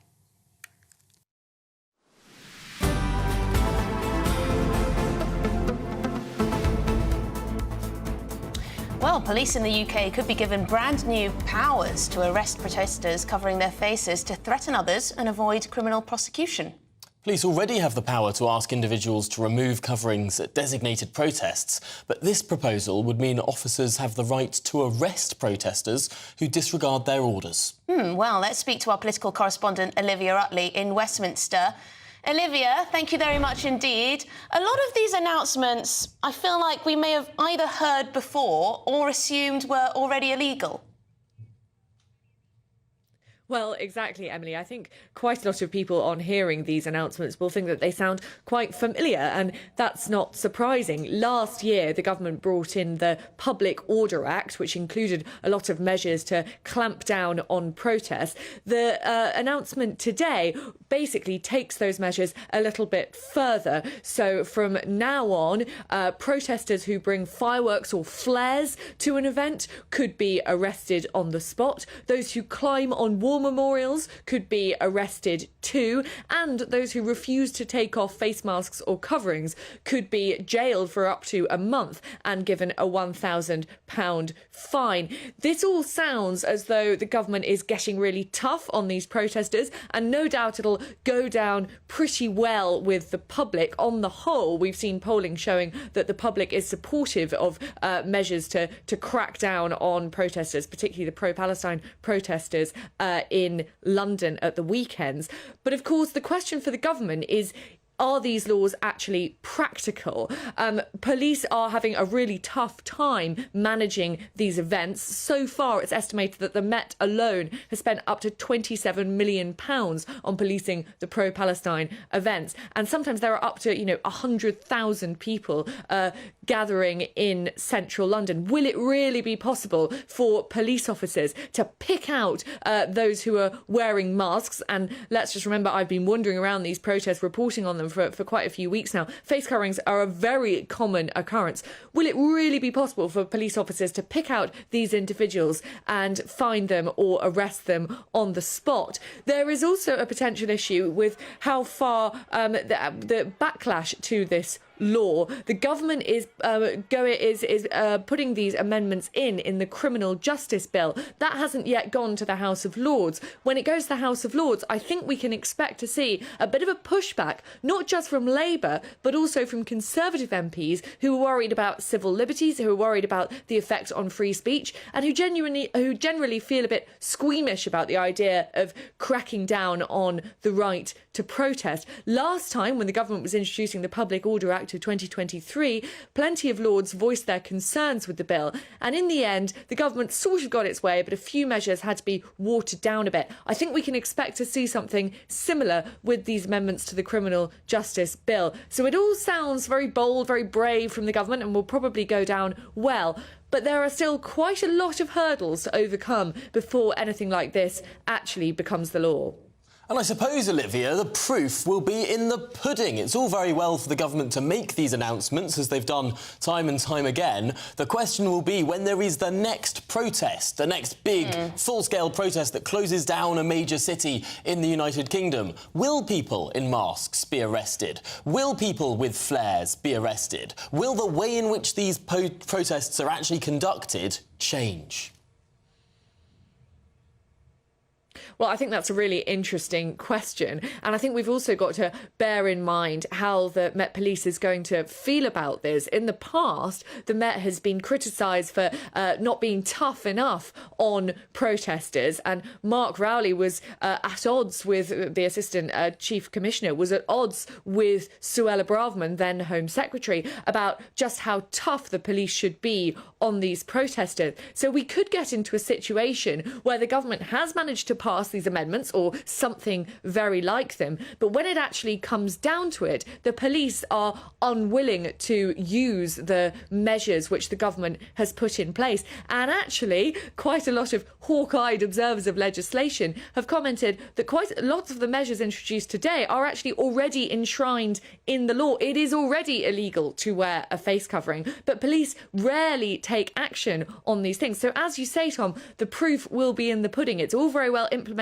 a law, but if the police are either unwilling or unable, given the scale and the expense of the policing these events, to actually implement these laws, well, it's a bit much for muchness, isn't it? Well, yeah. Thank you very much indeed, Olivia Rutley, our political correspondent there. You know what, though? If they started handing out, £1,000 fines to people wearing face coverings at these protests, I think people would think twice about wearing one, don't you? Yeah, even if they don't go to jail, £1,000 fine, you don't want that. Certainly not. The question is enforceability.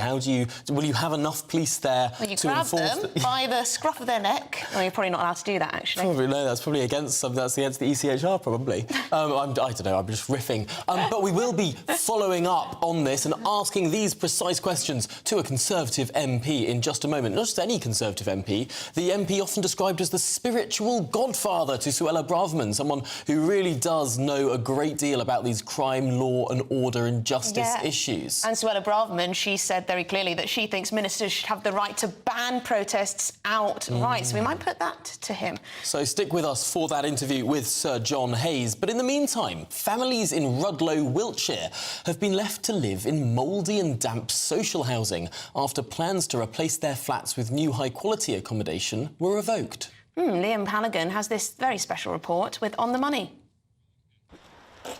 It's raining in Rudloe, about 10 miles from Bath. Hey Gina, how are you? Nice to see you.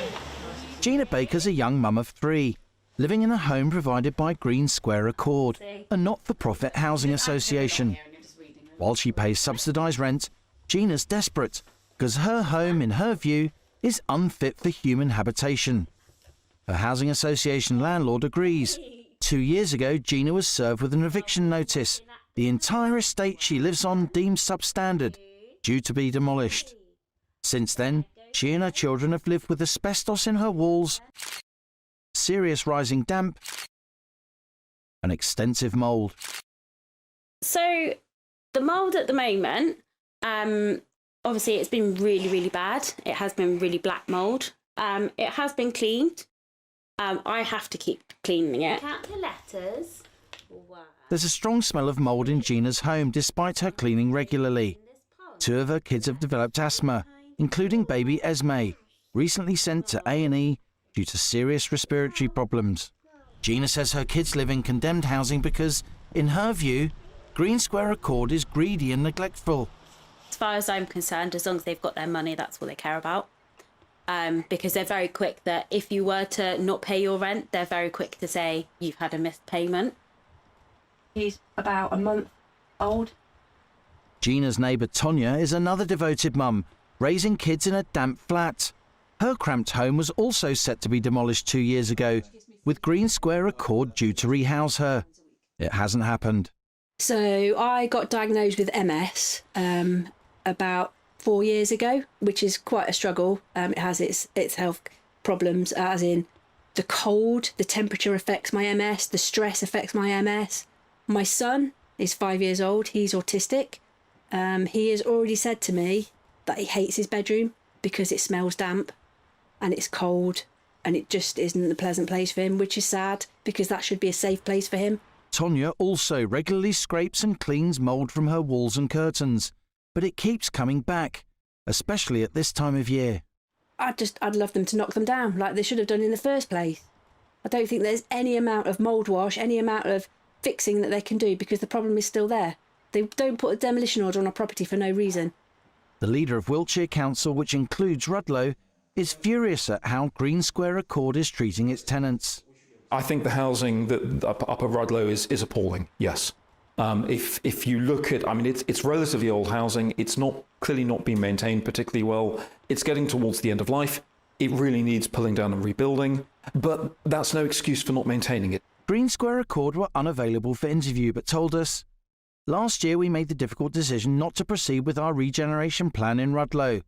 The health and well-being of our customers is our top priority, and we take reports of damp and mould very seriously. The asbestos in the homes at Rudloe doesn't pose a risk to the health of the customers living there. This, according to Green Square Accord, is, quotes, a small amount of damp and mould." Gina and Tonya profoundly disagree. Liam Halligan, GB News, Rudloe in Wiltshire. Well, it's just not acceptable, that amount of... No, those pictures are pretty shocking, actually. You don't want to be breathing that in. Certainly not. No, huge health implications as well as life implications. Well, a written article plus Green Square Accord's full statement regarding this is available to read now on the GB News website, gbnews.com. It is indeed, but coming up, fly away. Should airlines put their passengers on scales to weigh them? Fly away? Yeah, fly away. There you go. You're smarter than you look. I don't know how... Is that a compliment or not? Perhaps so. Anyway... Take of it what you will. We'll be debating whether or not airlines should weigh their passengers and charge accordingly after this. Stay with us.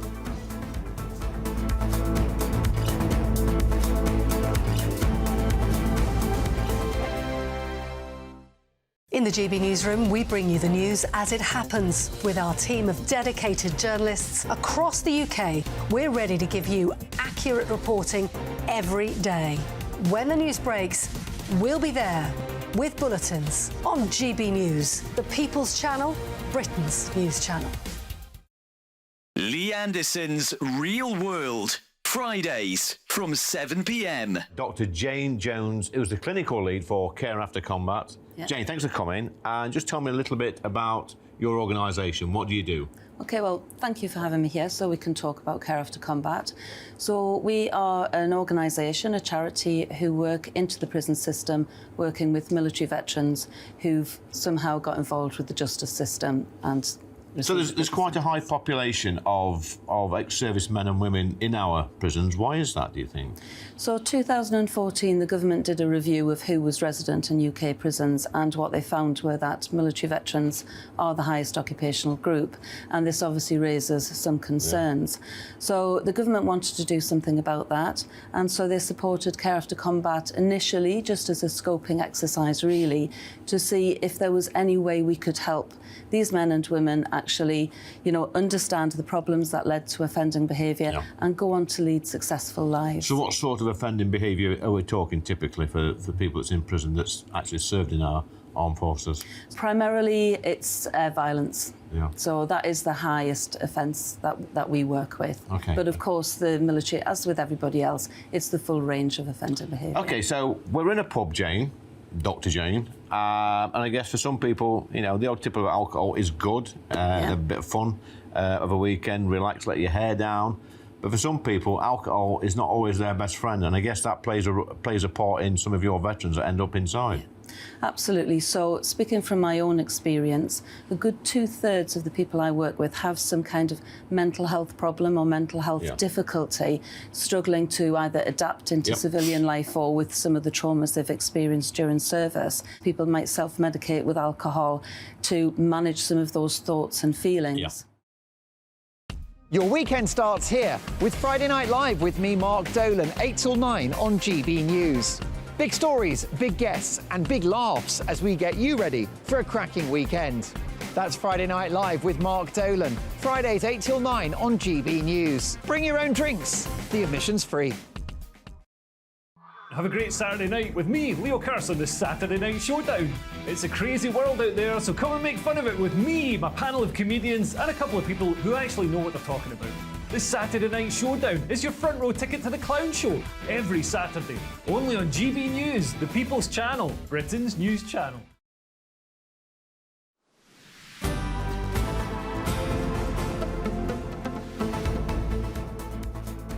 Well, this is an interesting one, isn't it, Tom? Finnair has announced it will begin weighing passengers as well as their luggage in a new process to better estimate the plane's weight before takeoff.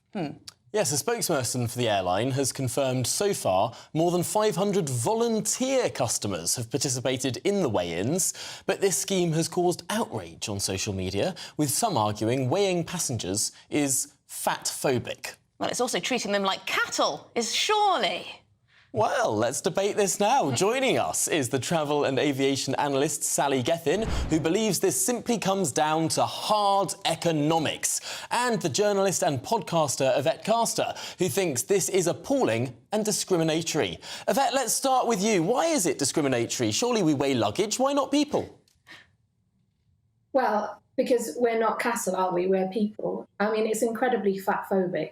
I'm a travel journalist, among other things. And when I go away, whether it's on a trip or on holiday, I want to have a good time. I want to have fun. The first thing I want to be faced with is not a scale and my weight. I mean, I can't think of anything worse, as a start to a holiday. What are they even thinking? It sounds horrendous. Well, Sally, what do you think? Why do you think this airline is doing this? Because, to be honest, I do have quite a lot of sympathy with the view there that this is absolutely a horrendous way to treat people. Yes, it's really gone from flight shaming when people were discouraged from boarding a flight in the first place due to climate change, and now we're going the full gamut towards fat shaming. The thing is, though, that airlines, it really does boil down to the hard economics of flying and their operational costs. So ultimately, every kilo of fuel on board carries an additional cost, and that's what pushes airfares up eventually. And also, they have to work out the maximum takeoff weight per plane. So the more they can get actual calculation precise, that enables them to distribute the weight properly and makes for a safe takeoff. So there are some technical and financial reasons for this. Well, that sounds like a very good point. Yvette, are you potentially, by opposing this, risking the safety of planes? Of course not. That's a ridiculous thing to suggest. I've travelled all over the world, and I mean, I've never brought down a plane from the side of my posterior. Not yet. Absolutely not. I mean, there are so many airlines, and they've found solutions to working out the kind of data that we're talking about here. So it seems like a very odd way of sort of picking people out and fat shaming people. And yeah, I do appreciate that. And also, one thing I would say is we know that people are getting fatter. So maybe actually we should be taking that into account and actually, rather than shaming them, doing things like making seats bigger so they're not in horrible agony through the flight. I know that's also a controversial thing to say, but Yes, that is an argument that I'm seeing more of recently, Sally, this idea that because people are getting bigger, that therefore we should change planes to accommodate them. So, for example, you should get a bigger seat if you happen to weigh over a certain number of kilos, or you should have 2 seats or something like this, just to make the atmosphere more comfortable for the supersized among us. I mean, airlines have to strike a fine balance and be non-discriminatory. They're already under pressure to accommodate the needs of disabled passengers, and also now increasingly neurodivergent passengers. They're fully aware of their responsibilities in looking after those passengers, but at the same time, they've got to turn a profit. And those seats, there's so much science and engineering and marketing that goes into the size of those seats and the seat pitch down to the centimetre, the seat pitch between your seat and the seat in front. So unless you're sitting in the premium cabin where the seats are more spacious, something's got to give, literally, in this case, in terms of getting what you paid for. But if you want a cheaper seat, then the seats are not going to be as roomy and spacious as in the front of the airplane. Yvette, isn't this just simply you get what you pay for? If I want a luxurious, spacious seat, I'll pay more for a premium economy or even a more expensive seat. But if you're paying for a cheapo flight, you're going to be a bit squished. No, I don't agree with that, because basically what you're saying is we should have a fat tax. We should have a fat tax on economy seats. I completely disagree with that. As a nation, You're saying we should have a fat subsidy. What sort of incentive is that? It's not, but this is the other thing, like these arguments about it being an incentive. Like I'm relatively fat. Like when I turn up to a plane, I can't click my fingers and magic myself thin, can I? I would hope that I'm travelling with an airline that has my well-being in mind. Yvette, though, sorry to interrupt you, and I don't mean to sound harsh here, but is it a bit narcissistic, perhaps, to expect everyone else to mould their service to your weight or one's weight? Well, if it was just me, I would agree with you. If it was just me walking around, I'm about a size 20. If it was just me, if I was the only size 20 woman in England, absolutely fair enough. I wouldn't ask for special treatment. But that's not the fact. I think the average woman is, still about a size 16, maybe an 18. And so, we should be actually accommodating people. And that's not saying, oh, well, don't keep trying to work towards a healthy body weight if that's what you're doing. But the fact is we can't sort of instantly lose weight healthily, can we? And I think, we shouldn't be forcing fat people onto planes and then making them sit in really uncomfortable seats for like 10 hours at a time with horrible armrests jabbing into their skin. I think it's sort of borderline torture, to be honest. Well, Yvette and Sally, I'm so sorry to say we have run out of time now. I think we could have spoken about this for lots longer, but thank you so much to you both for putting across your views. Sally Gethin, of course, who believed it came down to hard economics, and Yvette Caster, who thinks that it's appalling, fat-phobic and discriminatory. Very interesting, though, isn't it? Because perhaps there will be an airline that is catered solely to people who are carrying a bit of excess weight, and then that can be, a great capitalist success story that people get what they want. But you can't expect a budget airline to move things around just for you, can you? I think Finnair's not going far enough. Yeah, well... It is voluntary, this scheme. They should make it mandatory. You're mean, though. You can't weigh people. That's just hideously shameful. You can, and they do. People won't go anywhere unless they're skinny. Let's return to our lead story on the introduction of brand new police powers now to arrest protesters covering their faces and indeed doing other actions at protests. Joining us now is Sir John Hayes, the Conservative Member of Parliament for South Holland and the Deepenings, and of course former Home Office Minister as well. Sir John, thank you so much for your time this afternoon. Do you think the powers announced today go far enough? I think it's a really important step today. And what we've seen over recent times is peaceful protest turning to something quite different. No one is against, by the way, in a free society, people having the power, the right indeed, to protest. But when those protests involve climbing on, damaging war memorials, stopping ambulances going about their business, ruining the lives of law-abiding people, that's just going too far. And the government have acted, and they're right to act in the way they have.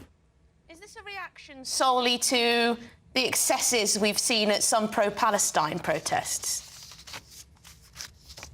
No, I think it goes deeper than that, actually. We've seen a whole series of protests over recent years on all kinds of subjects and causes. Not actually mainly about the subject, it's mainly about the way people behave. I mean, my father fought in the last war alongside people who died. Those people are commemorated on war memorials across this country. And we've had the cenotaph in Whitehall being the subject of protest, going right back to the Black Lives Matter protest, you remember, which took place outside Downing Street, and many others. So, look, militant, anarchic, Bolshevik-style protesting is not compatible with a free and open society. The right to peaceful protest certainly is.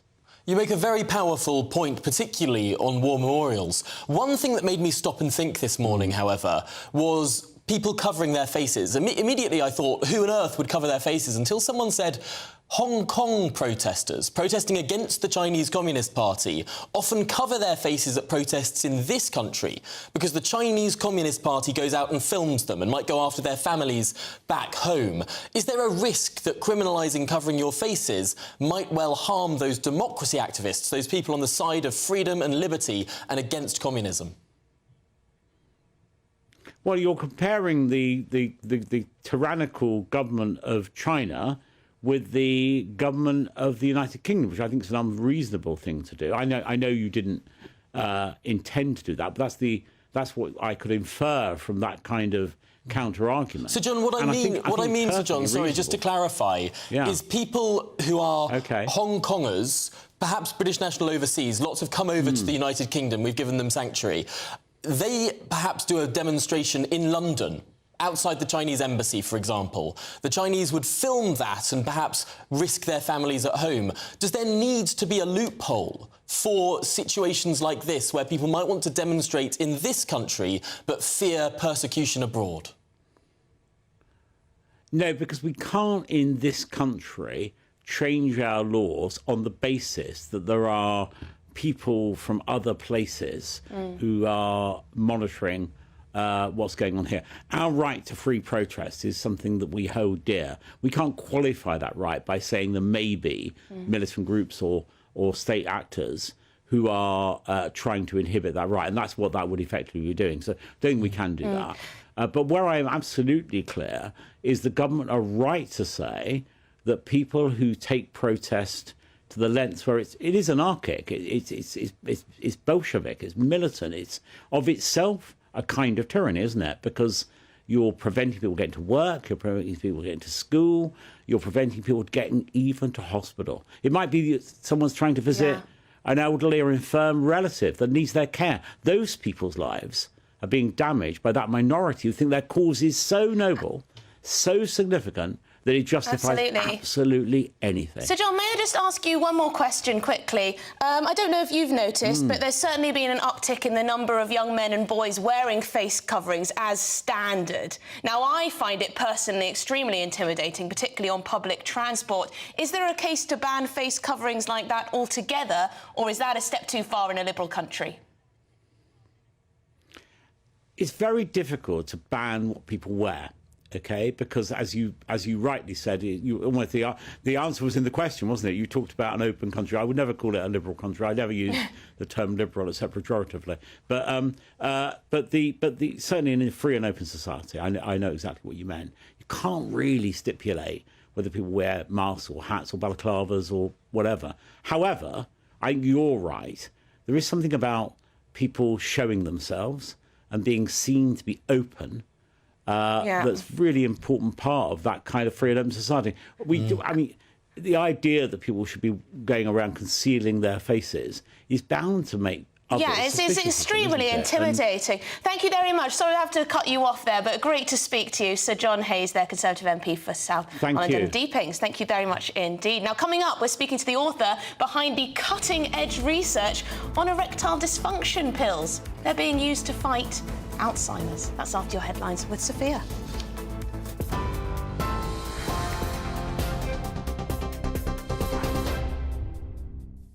Thanks, Emily. It's 1:34. I'm Sophia Wensler in the GB newsroom. Armed police have searched 2 addresses in Newcastle in their hunt for chemical attack suspect Abdul Ezedi. It's understood the warrants included his place of work, but no arrests have been made. Ezedi is believed to have been suffering from severe facial injuries that could be life-threatening if left untreated. The last recorded sighting of him was near Vauxhall Bridge in London just after 11 p.m. last Wednesday. Anyone with information should contact the police. The Prime Minister says it's sad and wrong to link a comment he made about transgender people in the Commons yesterday with murdered teenager Brianna Ghey. It's understood Brianna's family had been invited to meet Rishi Sunak, as he told reporters today that he was making a very clear point. Like everyone, I was completely shocked by Brianna's case. To have your child taken from you in such awful circumstances is almost impossible to come to terms with. To use that tragedy to detract from the very separate and clear point I was making about Keir Starmer's proven track record of multiple U-turns on major policies because he doesn't have a plan, I think is both sad and wrong, and it demonstrates the worst of politics. And snow is expected in parts of the country today as a cold spell settles in. Dozens of schools are closed as forecasters warn that up to 25 centimetres of snow could fall in some areas. Amber warnings are in place in parts of northern England and North Wales, with yellow warnings scattered across the rest of the UK. For the latest stories, sign up to GB News Alerts by scanning the QR code on your screen or go to gbnews.com/alerts.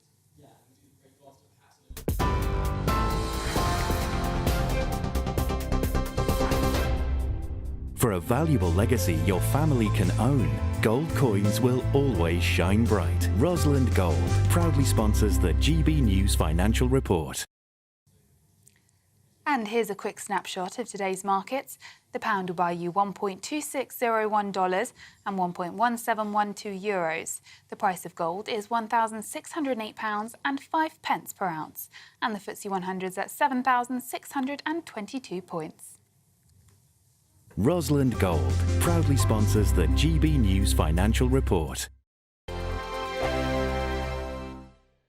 I'm Christopher Hope. And I'm Gloria DiPiero, bringing you PMQ's Live here on GB News. Every Wednesday, we'll bring you live coverage of Prime Minister's questions when Rishi Sunak and Sir Keir Starmer go head-to-head in the House of Commons. We'll be asking our viewers and listeners to submit the questions that they would like to put to the Prime Minister, and we'll put that to our panel of top politicians in our Westminster studio. That's PMQ's Live here on GB News, Britain's election channel.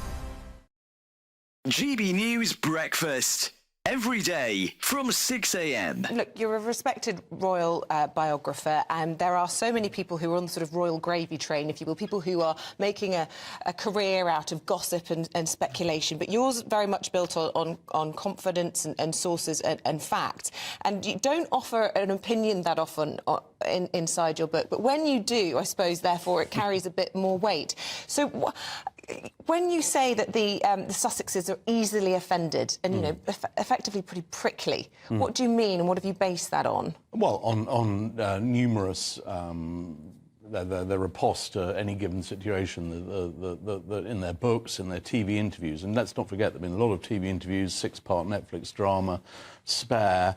You see time and again that they feel that they feel resentful. They feel that, you know, something hasn't gone their way and that this is part of some sort of calculated campaign against them. And actually, I mean, when you've got a fast-moving story, I mean, for example, in my book, I go into those frantic hours after the death of the Queen, and everybody's trying to sort themselves out.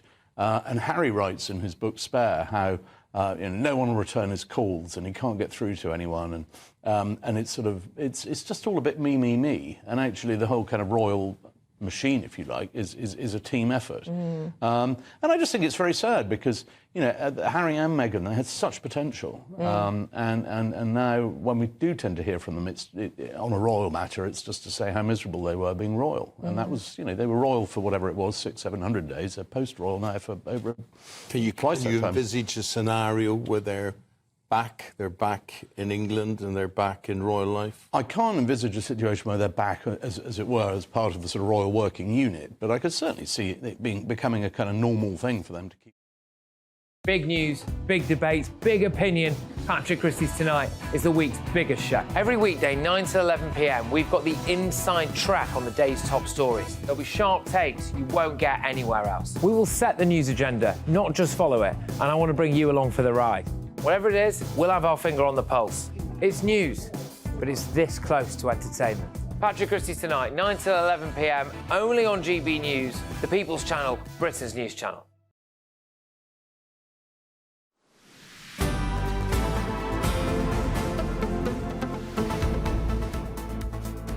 Good afternoon, Britain. It's 20 to 2 and some good news now. A brand new study has suggested that men who take erectile drugs for dysfunction, such as Viagra, may reduce their risk of Alzheimer's disease.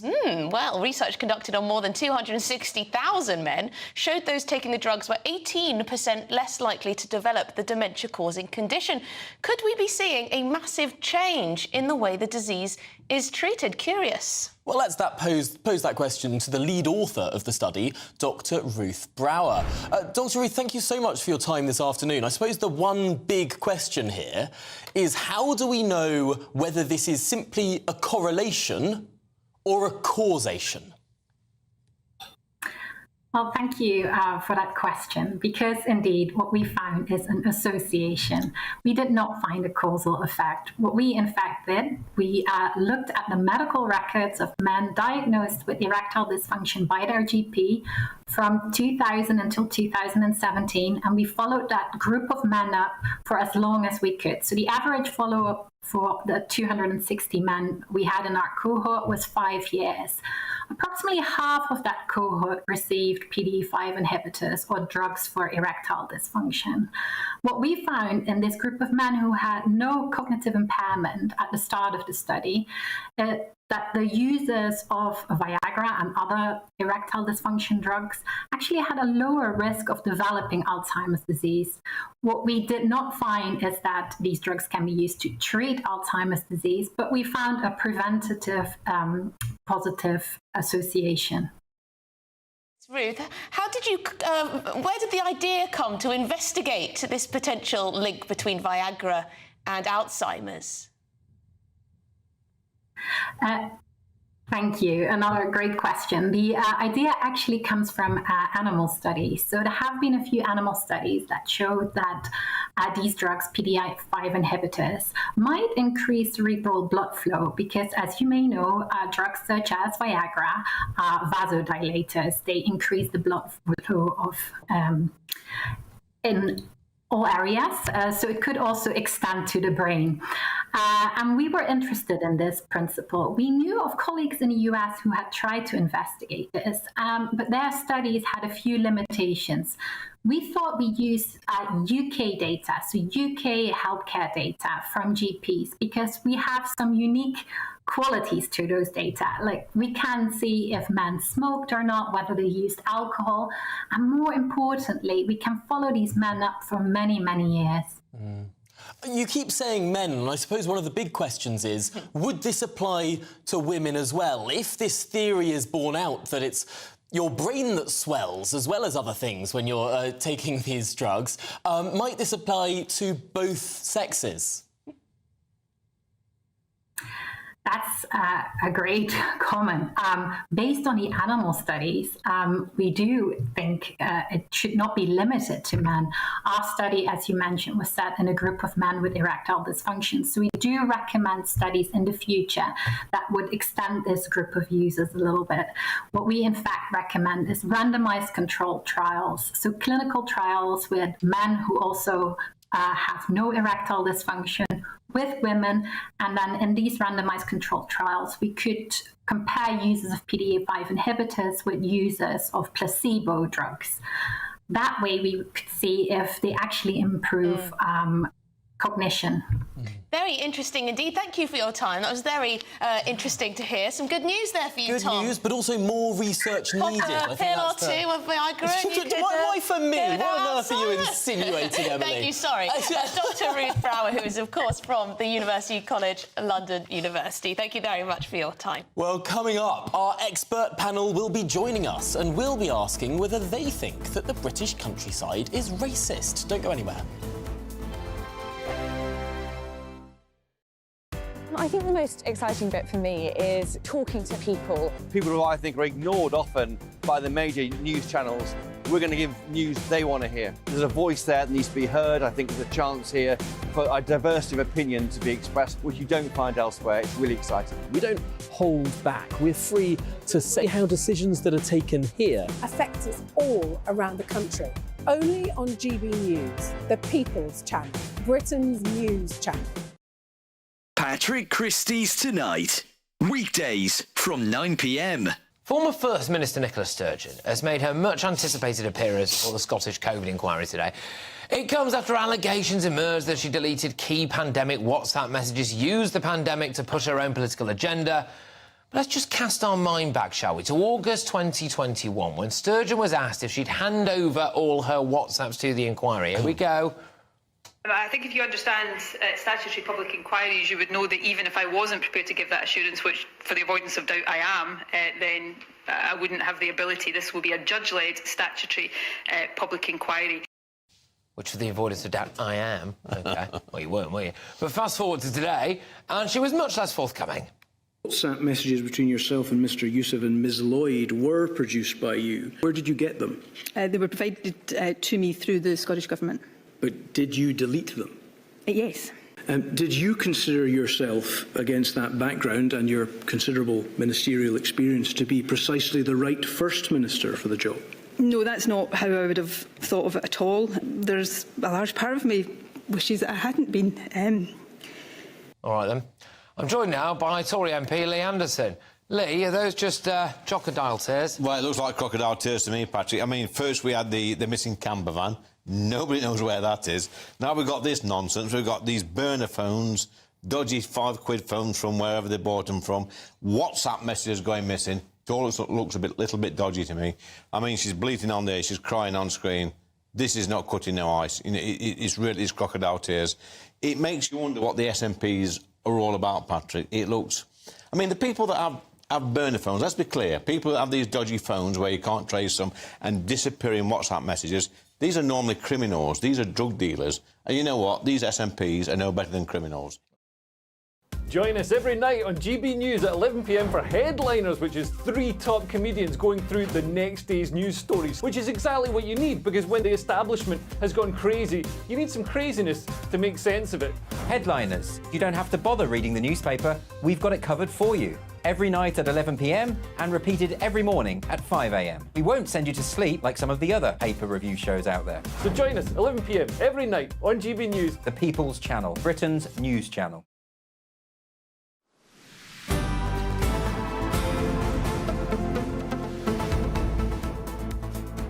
Is the British countryside a racist colonial white space?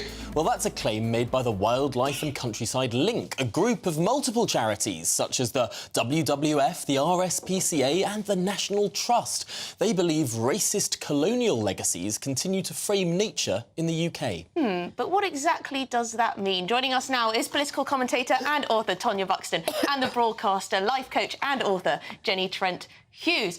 Well, Jenny, I'll start with you on this one. You said you were looking forward to discussing this. I'm so sorry. Do you think the country... Oh, dear. Oh, are you all right? Yes. Do you think the British countryside is a racist colonial white space? Nonsense. Absolute nonsense. I mean, and I've lived in this country 31 years now and have travelled in more nooks and crannies than most people. And I don't feel that way at all. What I do feel that we are here is classist. And I think that sometimes is part of the problem. But I live in Warwickshire on a boat in the middle of nowhere. I hoof all about everywhere. And knock wood, this is not an invitation for people to start shouting at me, but I have no problems at all.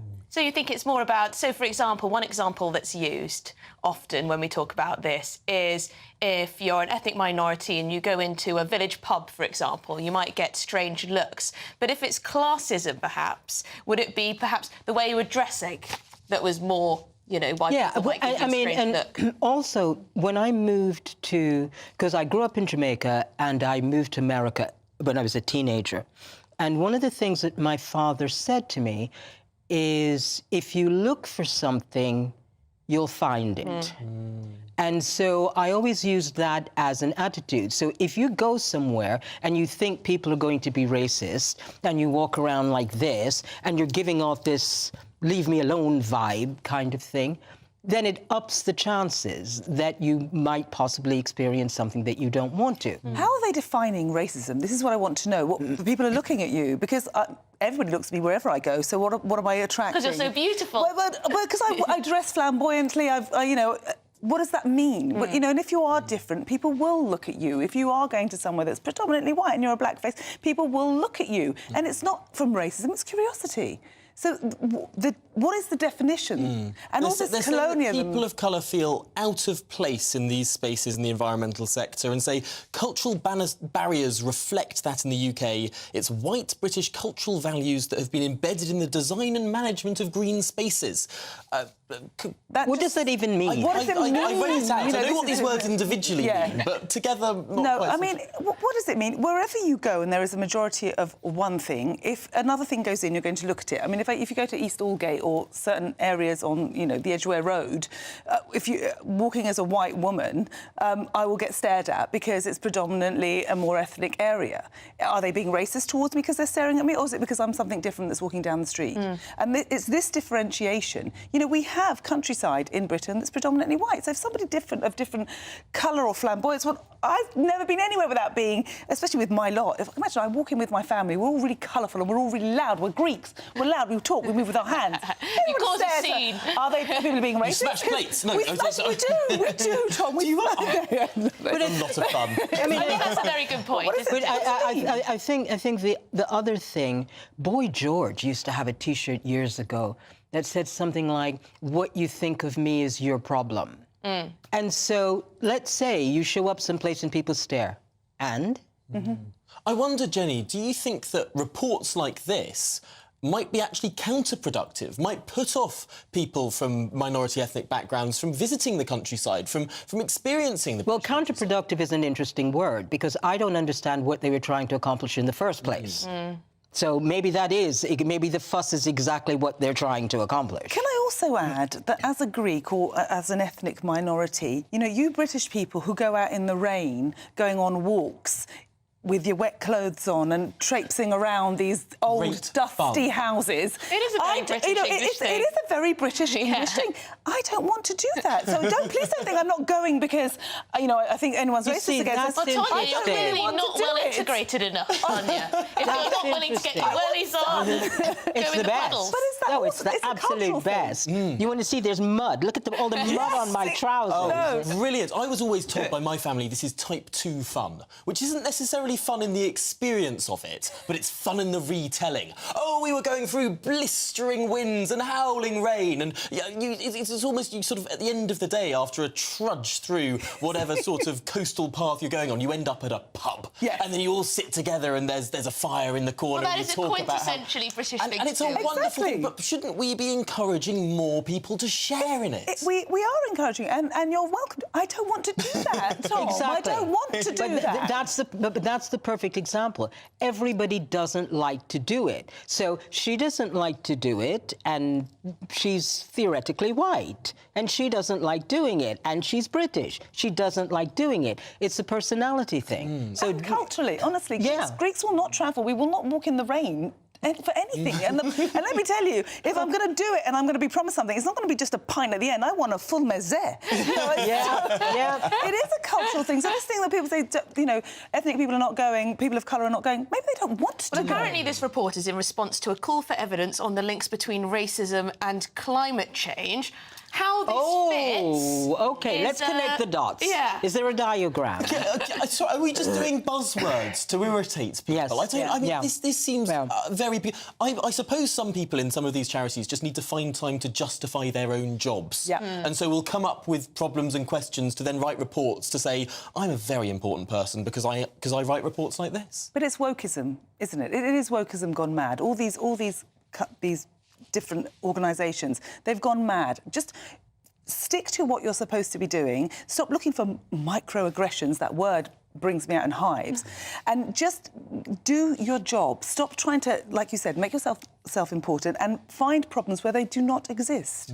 Well, thank you very much for both of your time, Jenny Trent-Hughes and Tonya Buxton. Shortly, we'll be hearing from a Labour MP as Sir Keir Starmer flip-flops on his £28 billion green investment pledge.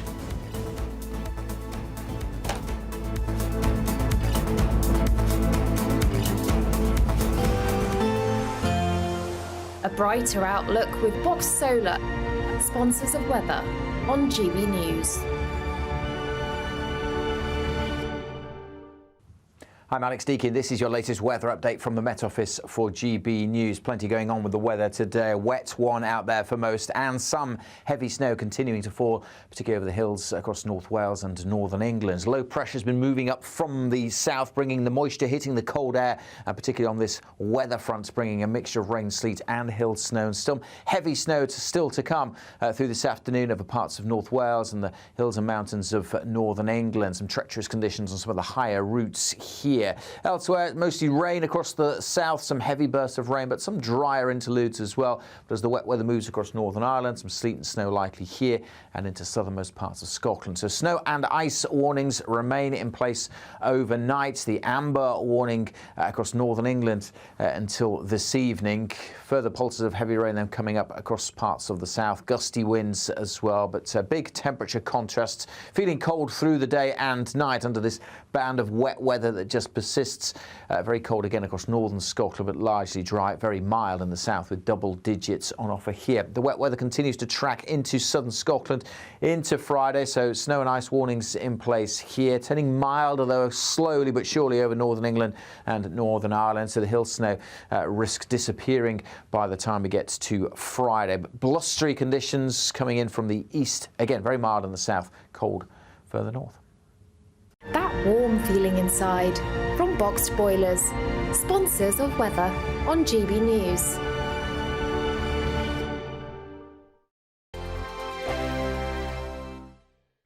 (2024), a battleground year. The year the nation decides. As the parties gear up their campaigns for the next general election. Who will be left standing when the British people make one of the biggest decisions of their lives? Who will rise? And who will fall? Let's find out together. For every moment, the highs, the lows, the twists and turns. We'll be with you for every step of this journey. In 2024, GB News is Britain's election channel. Martin Daubney, weekdays from 3 p.m. Welcome to the show. Superb stuff, great footage. So you're right in the thick of it there. What's the mood on the ground? Well, I've left there now. I've actually now come to that EU Council summit that I was talking about. It's still pretty chaotic. The entire city of Brussels has been completely clogged with these tractors, sort of three abreast in most of the roads across the city. The people of Brussels aren't particularly happy. I mean, this is sort of reminiscent for some people of the Just Stop Oil protests, you know, people gluing themselves. People are unable to get to hospital appointments, and there's a lot of upset about the destruction that's happening on the streets of Brussels today. But on the other side, there's also the protests, which the farmers are saying that EU green laws simply are not able to fit with what they need to do to keep their businesses going. And just before the protests happened, we saw the European Commission actually make some concessions to the farmers' protests. And this is on the demands that were put on them to set aside somewhere in the region of 5% of their land for regrowing for biodiversity. A lot of the farmers have said that's not possible, and the European Commission has said that they can delay that coming in. So they have won a small concession with these protests. And Jack, there's a feeling as well, a huge dissatisfaction that the European Union has managed to find 50 billion euros in aid to send to Ukraine, and yet farmers in particular are on the receiving end of net zero targets, taxation on diesel and endless red tape. So many farmers, Jack, saying they're measuring ditches to see if they have to drain them or not. There are minimum requirements on the width of battery hen enclosures. Endless red tape, as Jeremy Clarkson pointed out in Clarkson's farm in Britain. They've simply had enough, and they're shouting, Ursula von der Leyen, we are here. I think the most exciting bit for me is talking to people. People who I think are ignored often by the major news channels. We're going to give news they want to hear. There's a voice there that needs to be heard. I think there's a chance here for a diversity of opinion to be expressed, which you don't find elsewhere. It's really exciting. We don't hold back. We're free to say how decisions that are taken here affect us all around the country. Only on GB News, the People's Channel, Britain's news channel.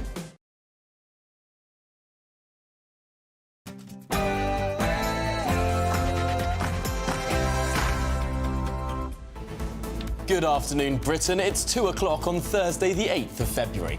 So flip-flop strikes again. Sir Keir Starmer is expected to formally U-turn on his £28 billion green investment spending splurge today, a move that has been described as the most stupid decision the Labour Party has made. But why are they doing this, and what policies does he have left? We'll put that question to a Labour MP. masked thug crackdown. Climbing on war memorials, possessing flares or pyrotechnics, and wearing face coverings to conceal your identity at protests are all actions that will be banned, the Home Secretary has announced in response to intimidation at recent pro-Palestinian demonstrations. But will the police enforce the bans? And chemical attack suspect manhunt. Armed police have raided the pizza takeaway where Abdul Ezedi worked as part of one of 2 warrants carried out at addresses in Newcastle upon Tyne last night. Are they getting any closer to catching him? We'll have the very latest from New Scotland Yard.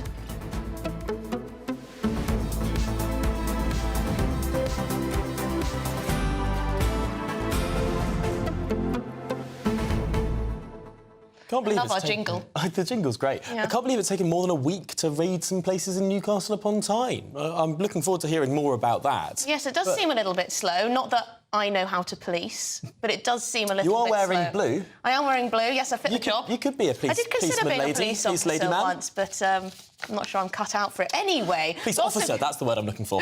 Lots of you have been getting in touch because we've been having this debate over whether the countryside is racist and for what purpose this type of report is for. Yes, absolutely. William has written in with a very interesting point of view. He says, I'm a 79-year-old black man who loves having days out in country villages. Some of these villages are quite nice and welcoming, but in some I get strange looks when I go into a pub for a pint and a bit of food. Yes, and that's the question. Is that racism, or is that because it's unusual for a black man to go to that particular pub? And if it's in some villages but not others, should we cast all of the countryside like that? Certainly not, in my view. Margaret says, as long as you respect the countryside, all are welcome in the countryside. There you go. And Ian says, really, the countryside is racist just because the majority there are indigenous. If I say the same about Australia or the US, then I would be called racist for saying that. Although I don't really know, is there such a thing as an indigenous Brit? We're a mix of Angles, Saxons, Romans, Normans. Well, they should have said the majority there are white, right? Kathy says, I've immediately cancelled all donations to the WWF, RSPCA and Nat Trust. Yes, I imagine some people are sick and tired of funding this type of thing. But anyway, let us know what you think. gbviews@gbnews.com. But it's your headlines.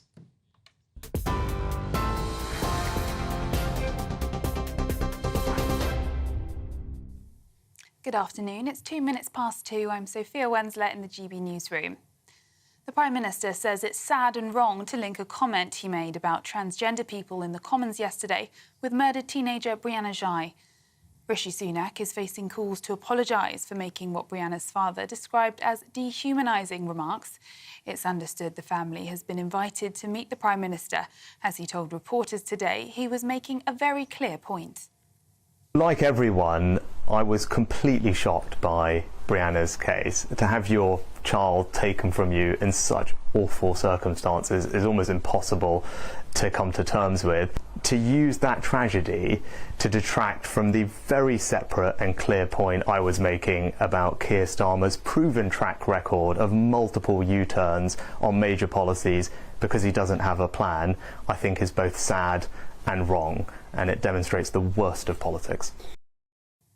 Rishi Sunak speaking there. Now, armed police have searched 2 addresses in Newcastle in their hunt for chemical attack suspect Abdul Ezedi. It's understood the warrants included his place of work, but no arrests were made. Ezedi is believed to be suffering from severe facial injuries, which could be life-threatening if left untreated. The last recorded sighting of him was near Vauxhall Bridge in London just after 11 p.m. last Wednesday. Anyone with information should contact the police. Protesters who cover their faces to avoid arrest could face tough penalties under new laws unveiled today. Demonstrators would also be blocked from climbing war memorials or carrying flares, and citing the right to protest will no longer be an excuse for causing major disruption as the Home Office seeks to crack down on what they call dangerous disorder. Critics say the new powers represent a threat to civil liberties. Security Minister Tom Tugendhat told the Commons that radical behaviour will not be tolerated. Now, the right to protest is fundamental to our democracy, but where we see people hurling racist abuse, desecrating national memorials of great significance to our country, or taking flares to marches in order to cause disruption and fear, the only reasonable response is outrage and disgust. Tolerating these actions would be radicalising in itself. Now, Labour is to scale back its flagship Green Prosperity Plan in a major U-turn following months of uncertainty. It's understood Sir Keir Starmer will confirm the changes today, citing increased economic uncertainty since the policy was unveiled in 2021. Labour had planned to spend £28 billion every year on environmental projects. Prime Minister Rishi Sunak said it was further evidence of the Labour leader's record of flip-flopping on major issues. And the U-turn comes as January is confirmed as the hottest ever on record. The EU's climate service, Copernicus, also says the world experienced a 12-month period of temperatures 1.5 degrees more than pre-industrial levels, and that's for the first time ever. They stress that it doesn't mean the world's in danger of breaching the Paris Agreement yet, but we could be getting closer.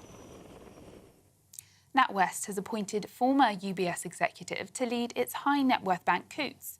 Emma Crystal will take the top job, reporting directly to NatWest's interim chief executive, Paul Thwaite. It's understood she'll also join the board of Coutts.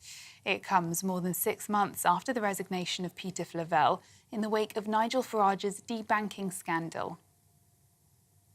Michael Matheson has quit as Scotland's Health Secretary in the wake of a scandal over his parliamentary iPad data roaming charges. Mr Matheson racked up fees of almost £11,000 while holidaying in Morocco over Christmas in 2022. He later admitted that his teenage sons used the parliamentary device as a hotspot to watch football. His decision to step down comes ahead of the release of a probe into his spending. And snow is blanketing parts of the country today as a cold spell settles in. Dozens of schools are closed as forecasters warn that up to 25 centimetres of snow could fall in some areas. Amber warnings for snow are in place in parts of northern England and North Wales, with yellow warnings across the rest of the UK too. The Met Office says the worst is expected later today, with snowy conditions moving further north tomorrow. And for the latest stories, sign up to GB News Alerts by scanning the QR code on your screen or go to gbnews.com/alerts. Now it's back to Tom and Emily.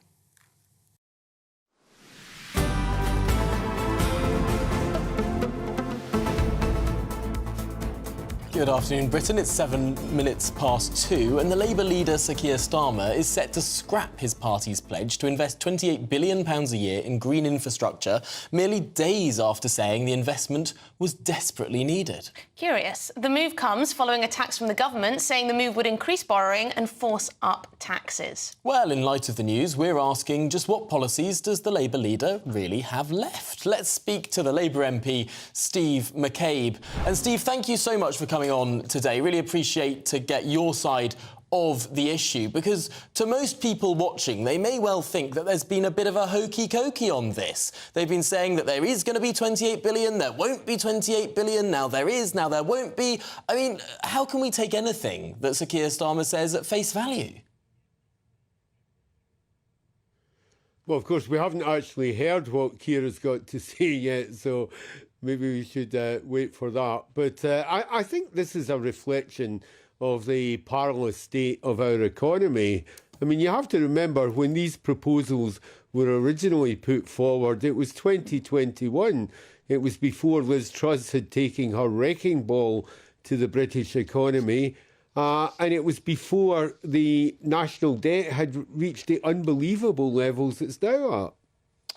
That's not necessarily true, though. Although the original, you're right, in 2021, that's when the original plan was. It was only in June of last year that Rachel Reeves doubled down on that plan. That was after Liz Truss was Prime Minister. That was only a few months ago. And actually, that's when gilt yields were higher than they are today and when fiscal headroom was lower than it is today. So if the plan could be committed to in June, why not now? Well, I think I'm right in saying that government debt interest repayments are now at a 30-year high. And obviously, what we're not backing down on is the need to have the green transition as an essential part of restoring and rebuilding our economy. What we're saying is we can't give a commitment to that level of borrowing now because it seems unlikely it will be affordable. I mean, we're talking here about 28 billion. I don't know how easy it is for people to visualise that sort of figure. But it has to be set against a national debt that's now at 2.6 trillion. And there was a time when the Conservatives used to worry about debt levels. I don't want to get bogged down in the details here, but when Rachel Reeves recommitted to this on the 9th of June 2023, 10-year gilts, the cost of borrowing, long-term borrowing for the government, sat at 4.23%. Today, 10-year gilts are at 3.9%. That's lower cost of borrowing today than in June. Yes, but what I'm pointing out to you is that the debt repayments since we originally made that proposal in 2021 are fantastically higher than they were then. We don't actually know the full state of our economy. I mean, we had the chap from the OBR saying to the House of Lords Committee just the other week that the government's proposals were a figment of their imagination. So, I think people have had enough of promises that don't mean anything. And I think if Labour has to modify what it's proposing in order to actually both secure the economy and make the transition. Much better to be clear about that now and come out clear about it now than to risk repeating the mistakes that the Conservative government have made. Steve, a lot of people might find that a bit of a generous interpretation of the facts here. Rachel Reeves did say she wanted to be the first Green Chancellor, backtracking on this key pledge that was supposed to be in the manifesto. A lot of people were looking to the Labour Party for green policies, for its commitment to green issues, completely backtracking. Is there a bit of a disagreement between the Shadow Chancellor and Keir Starmer on this? Because they've been saying quite different things over the months. Well, I'm not aware of any disagreement, nor do I regard this as backtracking. I think if you have to do things a bit more slowly than you had originally hoped because of the mess that you inherit, it's better to come clean with people about that. The whole of the next Labour government, if we're fortunate enough to be elected, is going to be about having to do what we can as we can, because we're going to inherit an economy that's been wrecked by the actions of the present government. Steve, I want to bring you the words of Ed Miliband, perhaps the most fervent cheerleader for this policy in the Shadow Cabinet. Now, speaking in June, so very recently, he said, some people don't want Britain to borrow to invest in the green economy. They want us to back down. But Keir, Rachel and I will never let that happen. Britain needs this $28 billion a year plan, and that is what we're committed to. So, will he resign?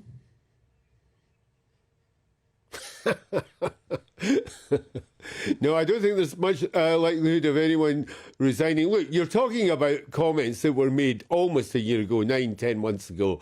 As I say, I think things have changed, and I think what people were looking for Steve. is for us to be straight June, with them. The cost of borrowing is lower. The fiscal headroom is higher. You're quoting, Tom, you're quoting one figure on gilts that has shown a marginal improvement. The overall state of our economy is not improving. Well, it does hone to question whether what you're getting from Labour will be rather confused if and when you're in power. That's the perception, at least, to some of us. But thank you very much, Steve McCabe, Labour MP. Great to speak to you. Really good to have you on the show. Well, it's true, you were quoting one figure, but I do find it hard to see how things have got so much worse that this pledge has to be scrapped. But as Steve said, we do await to hear what Keir Starmer Certainly. has to I just think Steve's argument would be absolutely true if that's what the Labour Party said in June. But they didn't. They doubled down on this in June. They said, we need this 28 billion, we're committed to this 28 billion. And now, when things have got slightly better, they're saying, oh, we can't possibly have... I mean, it just smacks of sort of inconsistency. But this is the last day that they're giving policies towards this draft manifesto, so it'll be interesting to see what exactly makes it into there. Yes, big decisions. But let's return now to that nationwide manhunt for Abdul Ezedi, who's wanted for attempted murder following the chemical attack in in South London last week. Yes, armed police have raided the pizza takeaway where Abdul Ezedi worked as part of one of 2 warrants carried out at addresses in Newcastle last night. Let's speak to our reporter Ray Addison, who joins us from outside New Scotland Yard. And Ray, what more have we learned? Well, it's interesting, isn't it? The attention was previously on South London, but we're hearing now of these 2 raids in North Tyneside, obviously Ezedi's adopted hometown of Newcastle, and the place where he worked, certainly one of the addresses that has been raided. That's the Best Bite Pizza and Grill House. It's in a small parade of shops with residential houses to its left and its right and across the road as well, in the Forest Hall area of Newcastle upon Tyne. Now, witnesses have described how at 11 o'clock last night, police turned up and they parked a car diagonally across the road so they could block all of the traffic, and then they ordered those inside Best Bite Pizza to come out with their hands up. Now, 7 men, witnesses say, did come out of that shop. They looked like they were members of staff. Then armed police officers went into the Best Bite Pizza with perspex shields to presumably protect themselves from any kind of corrosive substance which might have ended up being thrown their way. They stayed there for about 2 hours, made no arrests, but they also ended up drilling through the back door of a storeroom of the Best Bite Pizza, presumably thinking that Ezedi, on the run, looking for somewhere to hide, to treat his injuries, might have decided to go back to a place that he knows well and might have thought, I'll hide out in the storeroom behind my employer. As I said, no arrests made.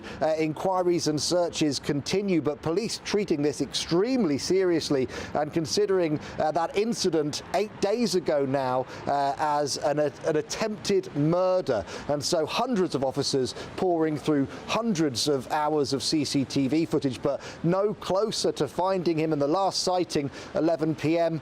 last Wednesday night.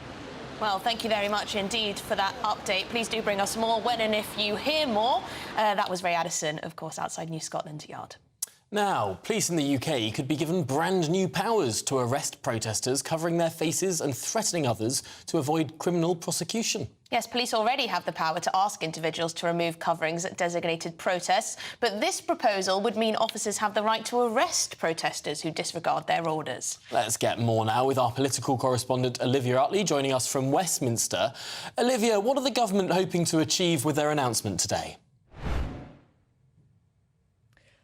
Well, this is all sounding pretty familiar. Last year, the government introduced the Public Order Act, which was also designed to cut down on antisocial protesting. The announcement today is essentially trying to take those measures a bit further. So specifically, people who wear face coverings to protest could be now fined £1,000 or jailed for up to a month if they refuse to take them off. People who bring flares and fireworks to protest, and we've seen that a lot in these pro-Palestine marches in London, could also be arrested. And people who climb on war memorials could also, in theory, be arrested. But in theory is the important words there, because it seems quite likely that none of these measures will actually ever be implemented. The first hurdle the government has to get over is the House of Lords.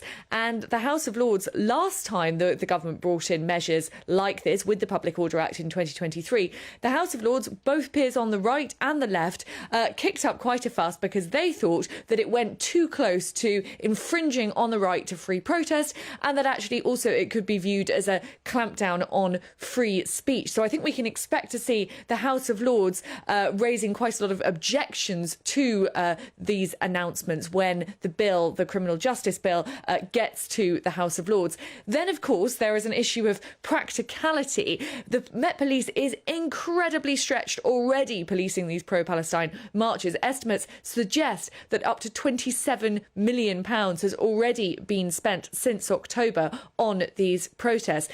I've been at these protests reporting on them, and there are a lot of people in face masks. The idea that the Met Police, already very, very stretched, will be able to pick out people who are wearing face masks and actually arrest them seems a little bit fanciful. So the government wants to show that it's being strong, that it cares about disorder on the streets, but when push comes to shove, it's quite possible that these laws won't actually have the desired effect. Thank you very much indeed, Olivia Rutley, our political correspondent there. I must say, I hate these face coverings in public places. Yeah, they make a lot of people feel very, very nervous. They make me scared. That's just a natural instinct, isn't it? Not that it's about me. But anyway, coming up, we will be joined in the studio by a Just Stop Oil spokesperson, a group themselves who are certainly no strangers to a protest or two. You won't want to miss it.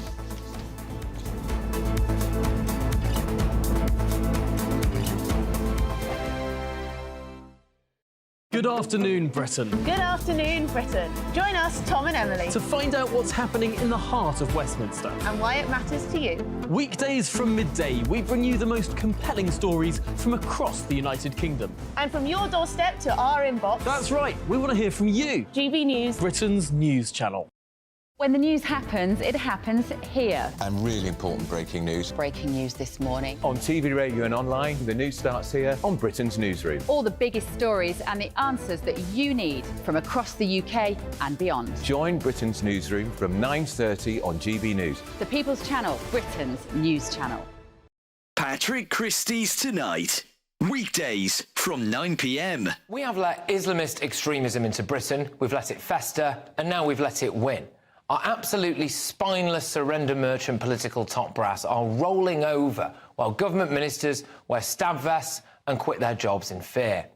Veteran Tory Minister Mike Freer has had death threats from Islamists as well as an alleged arson attack on his office. The motive there has still not been established. He's standing down because he doesn't want to die. I cannot emphasise how important this is. A minister of the government is quitting his job because he doesn't want to be killed by a lunatic jihadi. And our Prime Minister has said absolutely nothing. Nothing. A spokesman for Rishi Sunak said he was saddened. Is that it? Our Prime Minister should have been out on the steps of Downing Street saying that we will not be intimidated. We will not let this continue. Enough is enough. What does he do instead? He tweets about XL bullies. Yeah, fantastic. Where's Keir Starmer on this? Well, he's conducting focus groups on how to get the Muslim vote back, so he's hardly going to come out all guns blazing, is he? Ed Davey? Well, there's no way a Liberal Democrat leader would come out and admit that his ideology has helped turn Britain into a poster nation for multicultural failure. The police have let protesters, which include rabid anti-Semites, rampage around London every flipping Saturday for the last 3 months. And today, they are finally saying that they don't support some of the protests, which in the past have included a now banned terror group and people holding up anti-Jewish signs. They're saying, please don't march down Whitehall. All right, but will you do anything to stop them if they ignore you? I doubt it. I honestly cannot believe that we have sunk to the level where a serving minister stands down because of threats from extremists and our Prime Minister just doesn't feel the need to address it.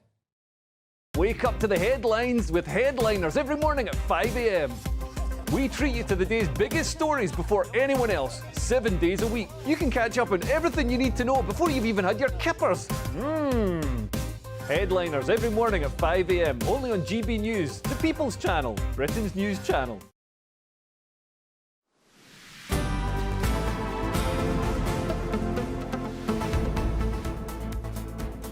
And welcome back. It's 2:23 in the afternoon. You're watching Good Afternoon Britain with me, Emily, and Tom. Now, before the break, we were discussing police in the UK who could be given brand new powers to arrest protesters covering their faces to threaten others and avoid criminal prosecution in some cases. It's also emerged that protesters will no longer be able to cite the right to protest as a reasonable excuse to get away with disruptive offences, such as blocking roads. Well, who better to speak to than a Just Stop Oil spokesperson, who is Sean Irish. Thank you very much indeed for joining us. Now, Just Stop Oil likes to protest, of course. That's what we all know them for best. And blockading roads can sometimes be in the Just Stop Oil repertoire. What do you make of this decision by the Home Secretary to clamp down on this type of thing? I mean, it's another desperate attempt for the Tories to try and polarise an issue. The police already have powers which they know that they can use. They've been using them for months, if not years. This is just terrifying. I mean, when you're talking about face masks, these are, we've just come out of COVID. Everyone's used to wearing face masks. This is not saying someone's committing a crime. Well, we're not talking about surgical masks. You know the type of mask we're talking about here. The intimidating, black face coverings across your whole face, usually accompanied by a hoodie, usually accompanied by a rather intimidating person. I mean, what will you consider intimidating? I may not. This is the thing. It's opinion. So why should the police be arresting based on their opinion? Let's be very clear about this.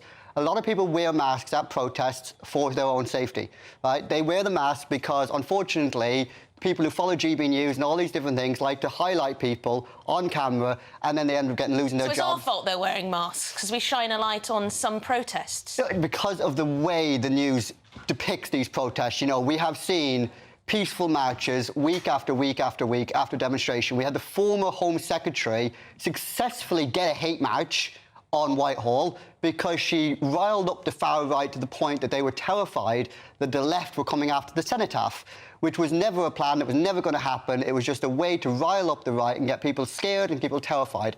People wearing face masks is the least the Tories need to worry about. Sean, they need to worry about the next election. We've also seen people, to be fair, we've also seen people on the streets calling for things like jihad. So the police didn't clamp down too hard on that. It was very much retrospective. So perhaps had they had these new powers granted to them, they would have been able to deal more swiftly. Can you with that type specify of how a extremism. law saying you cannot wear a face mask would affect someone who's saying jihad? Well, there may well have been people there who were wearing such masks. OK, so, for example, if I go up and I smash a window wearing a face mask, will the police arrest me or not arrest me because I'm wearing a face mask? I think the police probably should arrest you because you're smashing a window. Exactly. If a crime is in place, the police already have the powers to step in. This is my point. There have been some people who've caused criminal damage in the past who've been let off. There have been some judges who, for example, the people that tore down the statue of Edward Colston in Bristol, they were let off in the legal proceedings. I suppose the government is going after a sense from the public that that the state has been a bit too lax when it comes to enforcing the law that already exists. I would agree. They are definitely short on lax on enforcing the laws that are already in place. There's green policies that they are supposed to be following. They signed up to COP28. They signed up to the Paris Accord agreement, and they have failed every single step. Have they failed? We've met carbon budgets. Carbon budgets have been in place since the Climate Change Act, and every single year this country has met those carbon budgets. Other countries haven't. The UK is the first G7 country in the history of the world to, since 1990, halve our emissions. No other G7 country has done that. OK, and does that resolve the climate crisis? We've got to be very, very clear about this. The UK claims to want to be a world leader. We are a world leader. Just Stop Oil and other protest groups only do what we do because the government is failing. In 2018, the UK government was handed a dossier of information of crimes that were being committed. The Metropolitan Police refused to investigate those crimes. They are now starting to, but let me be very clear. Before one foot stepped on the road from Extinction Rebellion, Just Stop Oil, Insulate Britain, all of these, we tried to go down the proper due process. But because politicians decide who's going to be charged... The politicians are on your side, though. The politicians have been taxing carbon. As you've just said yourself, just quite previously, even Keir Starmer is not on our side. He is failing. He has let down the left. Sean, he has not done what he's supposed to do. Democracy is failing us, and we need action. The unfortunate truth for your movement is that you've actually become a bit of a laughing stock, even amongst your target audience of millennials and Gen Z. I mean, we're currently more popular than the Tory party, so... Flicking through TikTok and, other social media apps where young people are on, they are mocking you openly. Well, this is the thing with the internet, which hopefully you would know, Emily, being a journalist. But these if you look up what you want, right-wing, oil-loving people. They just think that actually Just Stop Oil are making a bit of a embarrassment of themselves at times, don't you think? Well, it depends on what you define as embarrassing. I mean, protesting by its very definition... Well, gluing your hand to the road or blockading bridges where people need to get to work or to hospitals or wherever else, that sort of thing is perhaps a bit embarrassing. I mean, I think it's embarrassing that our government has let it go this far. The fact that they see it necessary, I mean, we can see it all over the world at the moment. People are rising up for different issues. The very fact of the matter is unless the government steps up and does its job, protest will not go away. Banning face masks, banning language, you know, these are really draconian measures. You'd think GBNews, the People's Channel, the Free Speech Channel, would be defending. But you're just so caught up in it that you want to be the devil's advocate, that you're actually defending the most authoritarian laws that we have seen in the UK in generations. And GBNews, the People's Channel, is defending them. To be clear, GBNews has no corporate view on this. We hear voices from all different perspectives. But you did raise this issue of the £28 billion of investment that the Labour Party wanted to do. Now they're pulling out of it today, we suspect, although they haven't formally announced this.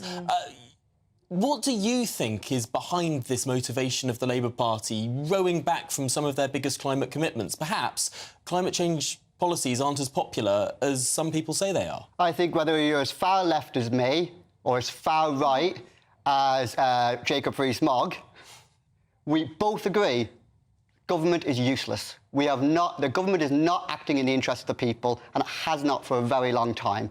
We need system change, we need democracy, we need a constitution. So this is about bringing down capitalism and having some kind of left-wing utopia. Cough, cough. Do I look like a communist? Well, you just said you were far left. You do not have to be a communist to be far left.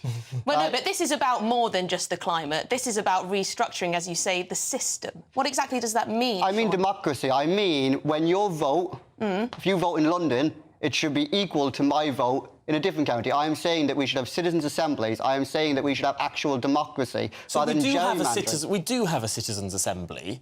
It's called Westminster. There are 650 equal constituencies across the UK. That is the House of Commons. Where individuals can elect people to represent them. Why is a citizens' assembly, an unelected parallel parliament, better? So, as you may notice, I have a lot of experience in court. Do you know why they used a... Oh, my God, my brain. A jury? Jury. Do you know why they use a jury? Well, it's perceived to be fair. And it's picked out randomly from the population? Yes. Now, citizens' assemblies already exist. We have them in Ireland. They are picked out randomly from the population, from all walks of life, which means you don't just get people like me on the left. Sean, you might be surprised that if you did have your wish of a citizens' assembly, that people might not be on board with your ideas. And you might be right, so but let's let democracy decide. No, but it's not picking people randomly is the opposite. Democracy is when people vote. Yes, you still vote in a citizens' assembly. Sean, it's been a lively conversation, always a pleasure, never a chore. Thank you very much. Just Stop Oil spokesperson Sean Irish, who has been in court, he says, Sean, a few times. Yeah, perhaps more than a few. But our expert panel will be back very shortly. We'll be discussing whether Brits care more about the climate or the economy. Or perhaps sometimes, to some people, they're the same thing. This comes, of course, with the Labour news that they might well scrap their green pledges. That's all coming up after the headlines with Sophia.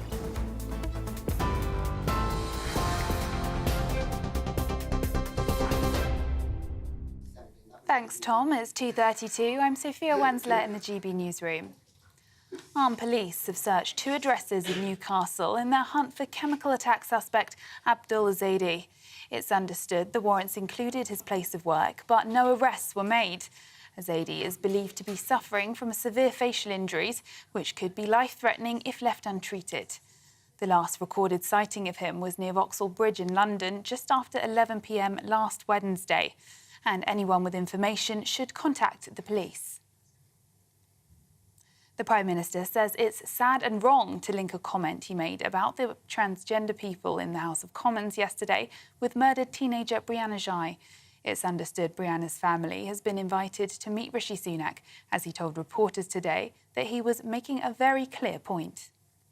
Like everyone, I was completely shocked by Brianna's case. To have your child taken from you in such awful circumstances is almost impossible to come to terms with. To use that tragedy to detract from the very separate and clear point I was making about Keir Starmer's proven track record of multiple U-turns on major policies because he doesn't have a plan, I think is both sad and wrong, and it demonstrates the worst of politics. And snow is blanketing parts of the country today as a cold spell settles in. Dozens of schools are closed as forecasters warn that up to 25 centimetres of snow could fall in some areas. Amber warnings are in place in parts of northern England and North Wales, with yellow warnings across the rest of the UK. The Met Office says the worst is expected later today, with snowy conditions moving further north tomorrow. And for the latest story, sign up to GB News Alerts by scanning the QR code on your screen or go to gbnews.com/alerts.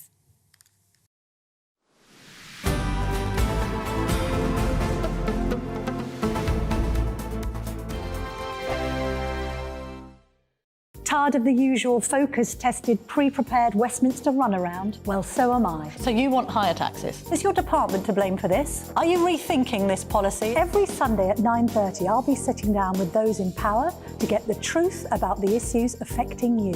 Let's be honest, we've known about the cost pressures of this project for years, not months. That's the Camilla Tominey Show, a politics show with personality. On GB News, the People's Channel, Britain's news channel.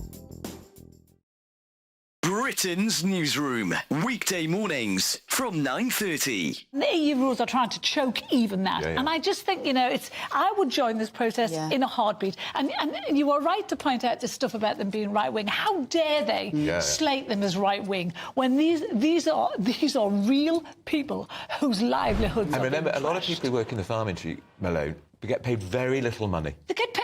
Agricultural workers are very badly paid. They get paid nothing, Piers. And, the profits... I think on Clark's Farm, I read somewhere that I saw that when you sell it like a sheep's skin, it's 30 pence or something. right. And you say, what? Yeah.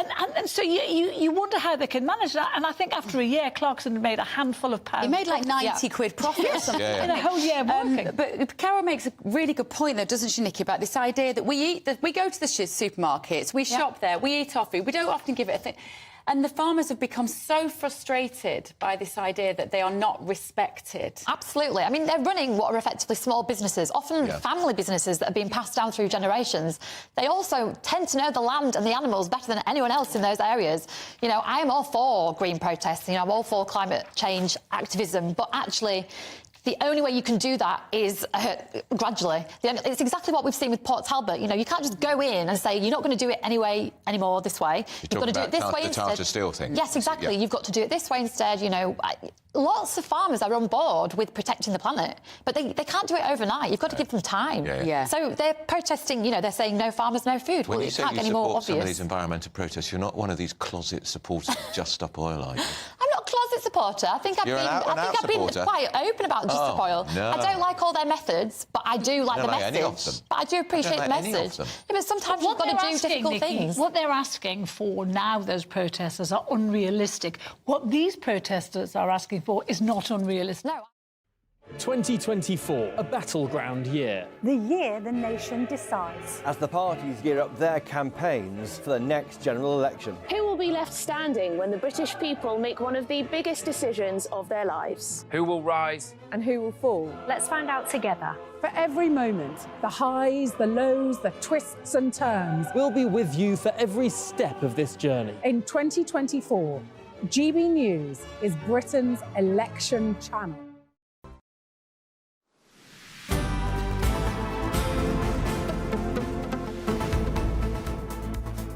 It's 2:38 and you're watching Good Afternoon Britain. Now, next Monday, the Prime Minister will take part in a special People's Forum live on GB News in the northeast of England. Yes, over the course of the hour, he will take questions directly from you, the great British public. If you want to be there, do head to gbnews.com/PM. You can sign up and put your question directly to the man in charge. So register your interest today or scan that QR code that is on the screen now, and it'll take you directly to the form you need. Absolutely. You can put your own questions to the Prime Minister. It's not about us, it's not about journalists, it's about you, the great British public. What would you ask, Tom? Oh, I don't... Do you know, you've put me on the spot there. I'm going to have a think about that. I'd ask why he didn't step up outside Number 10 and deliver a statement when Mike Freer said he was leaving office because he was intimidated by extremists. I'd ask which tax is he going to cut next. That's all he cares about, his pay packet. Joining us now is political commentator and author Tonya Buxton and broadcaster, life coach and author Jenny Trent-Hughes. I joke, of course. But what's more important, the economy or the environment? We were just talking to Just Stop Oil representative, and he obviously thinks the two go hand in hand, and probably, if we pushed him, would have picked the environment, of course. Yeah. Well, Tonya, what do you make of this dichotomy? Do you think the Labour Party has made a smart move or have messed up today, ditching this big environmental pledge? They know that the public is really concerned about the cost of living. We're really concerned about feeding our children, keeping our homes, heating our homes. That's the most important thing. This net zero, this climate change that they're trying to talk about and take money out of our pay packets to pay for, no one's falling for it. We know that the science is not set. You know, there are opposing views. If you speak to someone like Ben Pyle, who has so much more to say about the analysis of what's happening in the world, he would contradict everything that the government, and in particular Labour, are coming through. Voice, and I think there is generally considered across the political spectrum the view that the climate is changing and that the amount of CO2 that we pump into the atmosphere does accelerate that change. Not necessarily. I think it's fairly settled science. I'm not going to agree with you on that one, because it used to be climate. What is it? It was to change to climate change. Warming. Global warming. Why don't they keep to that? Because they knew that wasn't working, so they had to change it to climate change. Anyway, irrelevant. It's warming. It's the same thing. But it is. But it always has. Anyway, we won't get into that. The question is, my point is that people are really worried about heating their homes, feeding their children, keeping their life in a reasonable manner. They can't. You just can't take that money away from them to put into something that we are... Listen, we're arguing about it here. We're not definitely set on. Jenny, your thoughts? Interestingly enough, I just spent 2 weeks in the Midlands going into schools, talking to children to get a feeling on their outlook on climate change. Oh, interesting. Yeah, and that puts it in quite a different perspective. For me, if it's a choice between climate and economy, economy is going to win because it's closest to you. So you as an adult, you're thinking about, how am I going to pay my rent this month? How am I going to do this? How am I going to do that? Because you have to be more pragmatic. The children are absolutely freaked out about climate change. Because and there's actually, and the problem is that a condition has developed called eco-anxiety. Yes. That's it. And so I was going into classrooms and saying to kids who are 6, 7, 8, 9, what do you feel when you hear people talking about climate change on television? And they're scared. They are really, really scared. So how do we fix that? Well, do you think they should be scared? That's a different question, because for me, I think that you need to focus on what you know and what you're good at. And my skill set is helping them feel that they can do little things in their life, take little actions in their life to make them feel as if they're doing something, and so they're not feeling like a victim of something. As far as what needs to be done to fix it, change it, stop it, is it real, is it not real, I leave that to... It's real. You park but can I just say, as an environmentalist, you know, there's a lot that we can do, that the young can be doing, like exactly as you said, empowering them, you know, stop using plastics. Let's ban all plastics, not just, you know, single-use plastics. Let's stop using plastics so we can save the ocean. There are things that kids can do. Quite an extreme position on the plastics.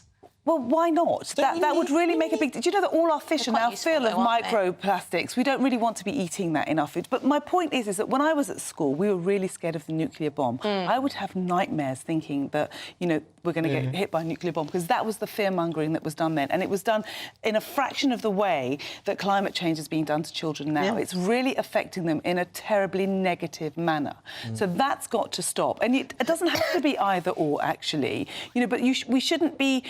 People that are having to put certain pumps into their house in order to save the climate, and some of these pumps are not working, they cost a lot of money. There's lots of things that are being done the wrong way round. And a lot of it, you're made to feel guilty if you don't do it. That's wrong. Some of this spending that the Labour Party was promoting and perhaps they're not now committing to is, for example, insulating people's homes. Now, whether or not you're mad on net zero, a lot of people would say, actually, if we had a lot better insulation in this country, we'd have to import less gas. It would be good for us economically in the long run, perhaps. Insulating your house is great. Do you think that there are perhaps individual issues that they could be committed to that would be beneficial? Absolutely. I really do. And I think that would, you know, everybody, but you can't say to someone, right, you're going to be fined or you're going to have this problem if you don't insulate your house. You know, everybody with any common sense wants to do that, but you can't punish someone if they can't afford to do it. And therefore, does this put the Labour Party now in a tricky position? Because they had been saying, we're going to do this, we're going to build that, we're going to insulate everyone's homes, we're going to have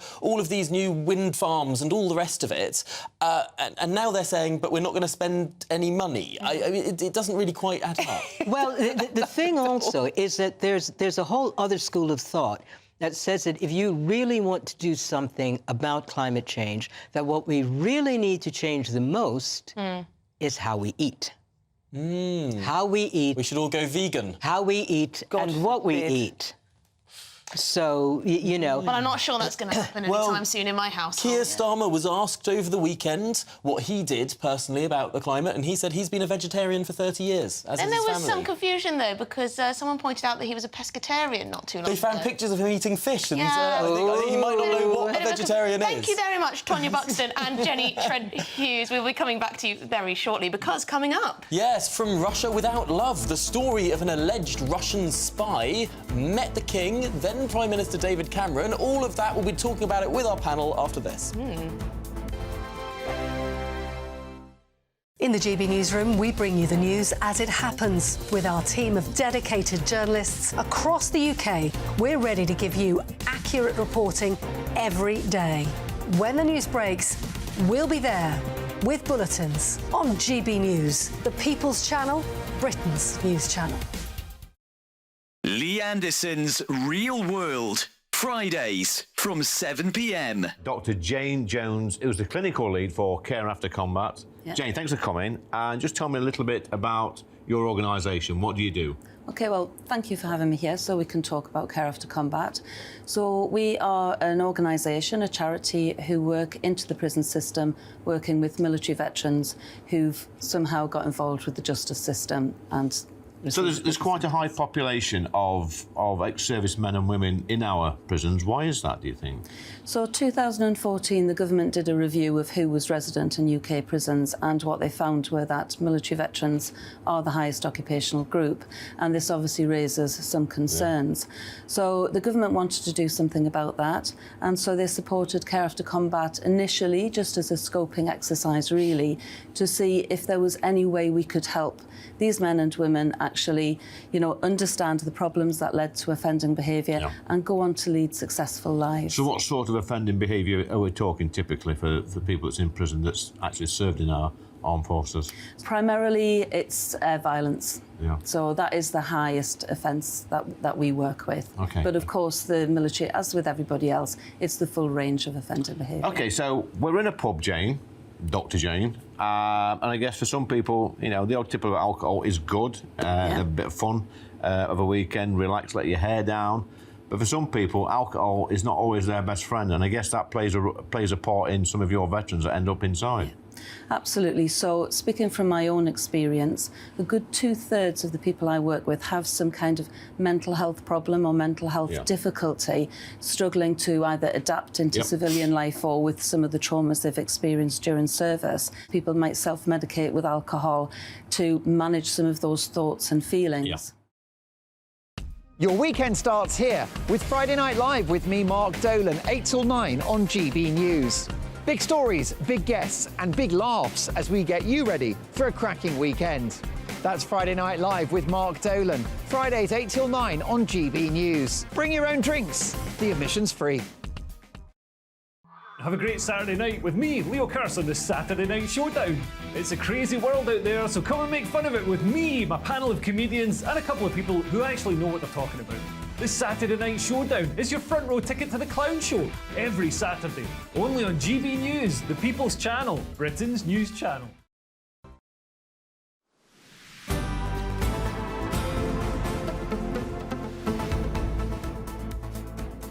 Well, still with us is political commentator and author Tonya Buxton and the broadcaster, life coach and author Jenny Trent Hughes. So let's discuss the suspected Russian spy who worked for MI6 and the Foreign Office, who even met the King and the then Prime Minister David Cameron. The question really has to be, how on earth did this happen? Yeah, Tonya Buxton, this sounds like something out of fiction. Did Ian Fleming write this? No, because he wouldn't write something like this because it's so ridiculous. And nobody would believe that this could happen, that this man who had come in, he'd come in from Russia, said he was from Afghanistan. He'd lived in Russia for 6 years, I believe, before then. He had dual passport. He managed to get a British passport and a Russian passport and work for GCHQ, MI6, meeting King Charles. How can this happen? This is an example of how our immigration system was broken from 2000. Yeah, so he We're came now in into the country in 2000. He came in 2000, and it shows you how broken it was then. And 23 years later, it's even more smashed and broken. We need to understand who's coming into our country, who's going to be working in our institutions that are supposed to be safeguarding us. Well, that's a key point, isn't it? It's not just about our asylum system, is it, Jenny? I mean, how many people didn't notice that this guy might have been allegedly dodgy? I am actually fascinated that you guys believe any of this. What, you think it's nonsense? Made up? I think it's alleged and suspect and whatever other words I need to fling in there. Well, I mean, they wouldn't publish this on the front page of the Times if they didn't have very believable sources, reliable sources, I should say. That's, that's a tale that's as long and as old as time. Well, let's get to the point then. Is our asylum system letting us down in terms we've had cases? Let's take Abdul Ezedi, for example. 2 times. Now, that's an issue. But this happens time and time again. There are more cases. I think that we need to ask different questions than we ask. Okay. I think we need to look at different things that we look at, and we need to connect the dots. So, for example, this man is saying that, that Russia was starting to affect his mind and change his perspective since he was 5. With what? And then there's some story where he was sending naked pictures of women to this person, and they sent him naked pictures of women back. The whole thing just sounds absolutely ludicrous. I think he's using that excuse of exchanging things because he was exchanging other things that he couldn't, and he's throwing in the naked women pictures to take people off. Distracting the services. Distracting, because actually he was also sending documents, his IDs, things like that could be then used. I mean, it's not illegal to send your ID and your documents. Perhaps this is a story less about a broken asylum system and more about a very intelligent spy who's been able to evade not just the asylum system, but security services for years and years, decades, living in this country. But then that becomes to me a bigger part of the question. It's not about the asylum system.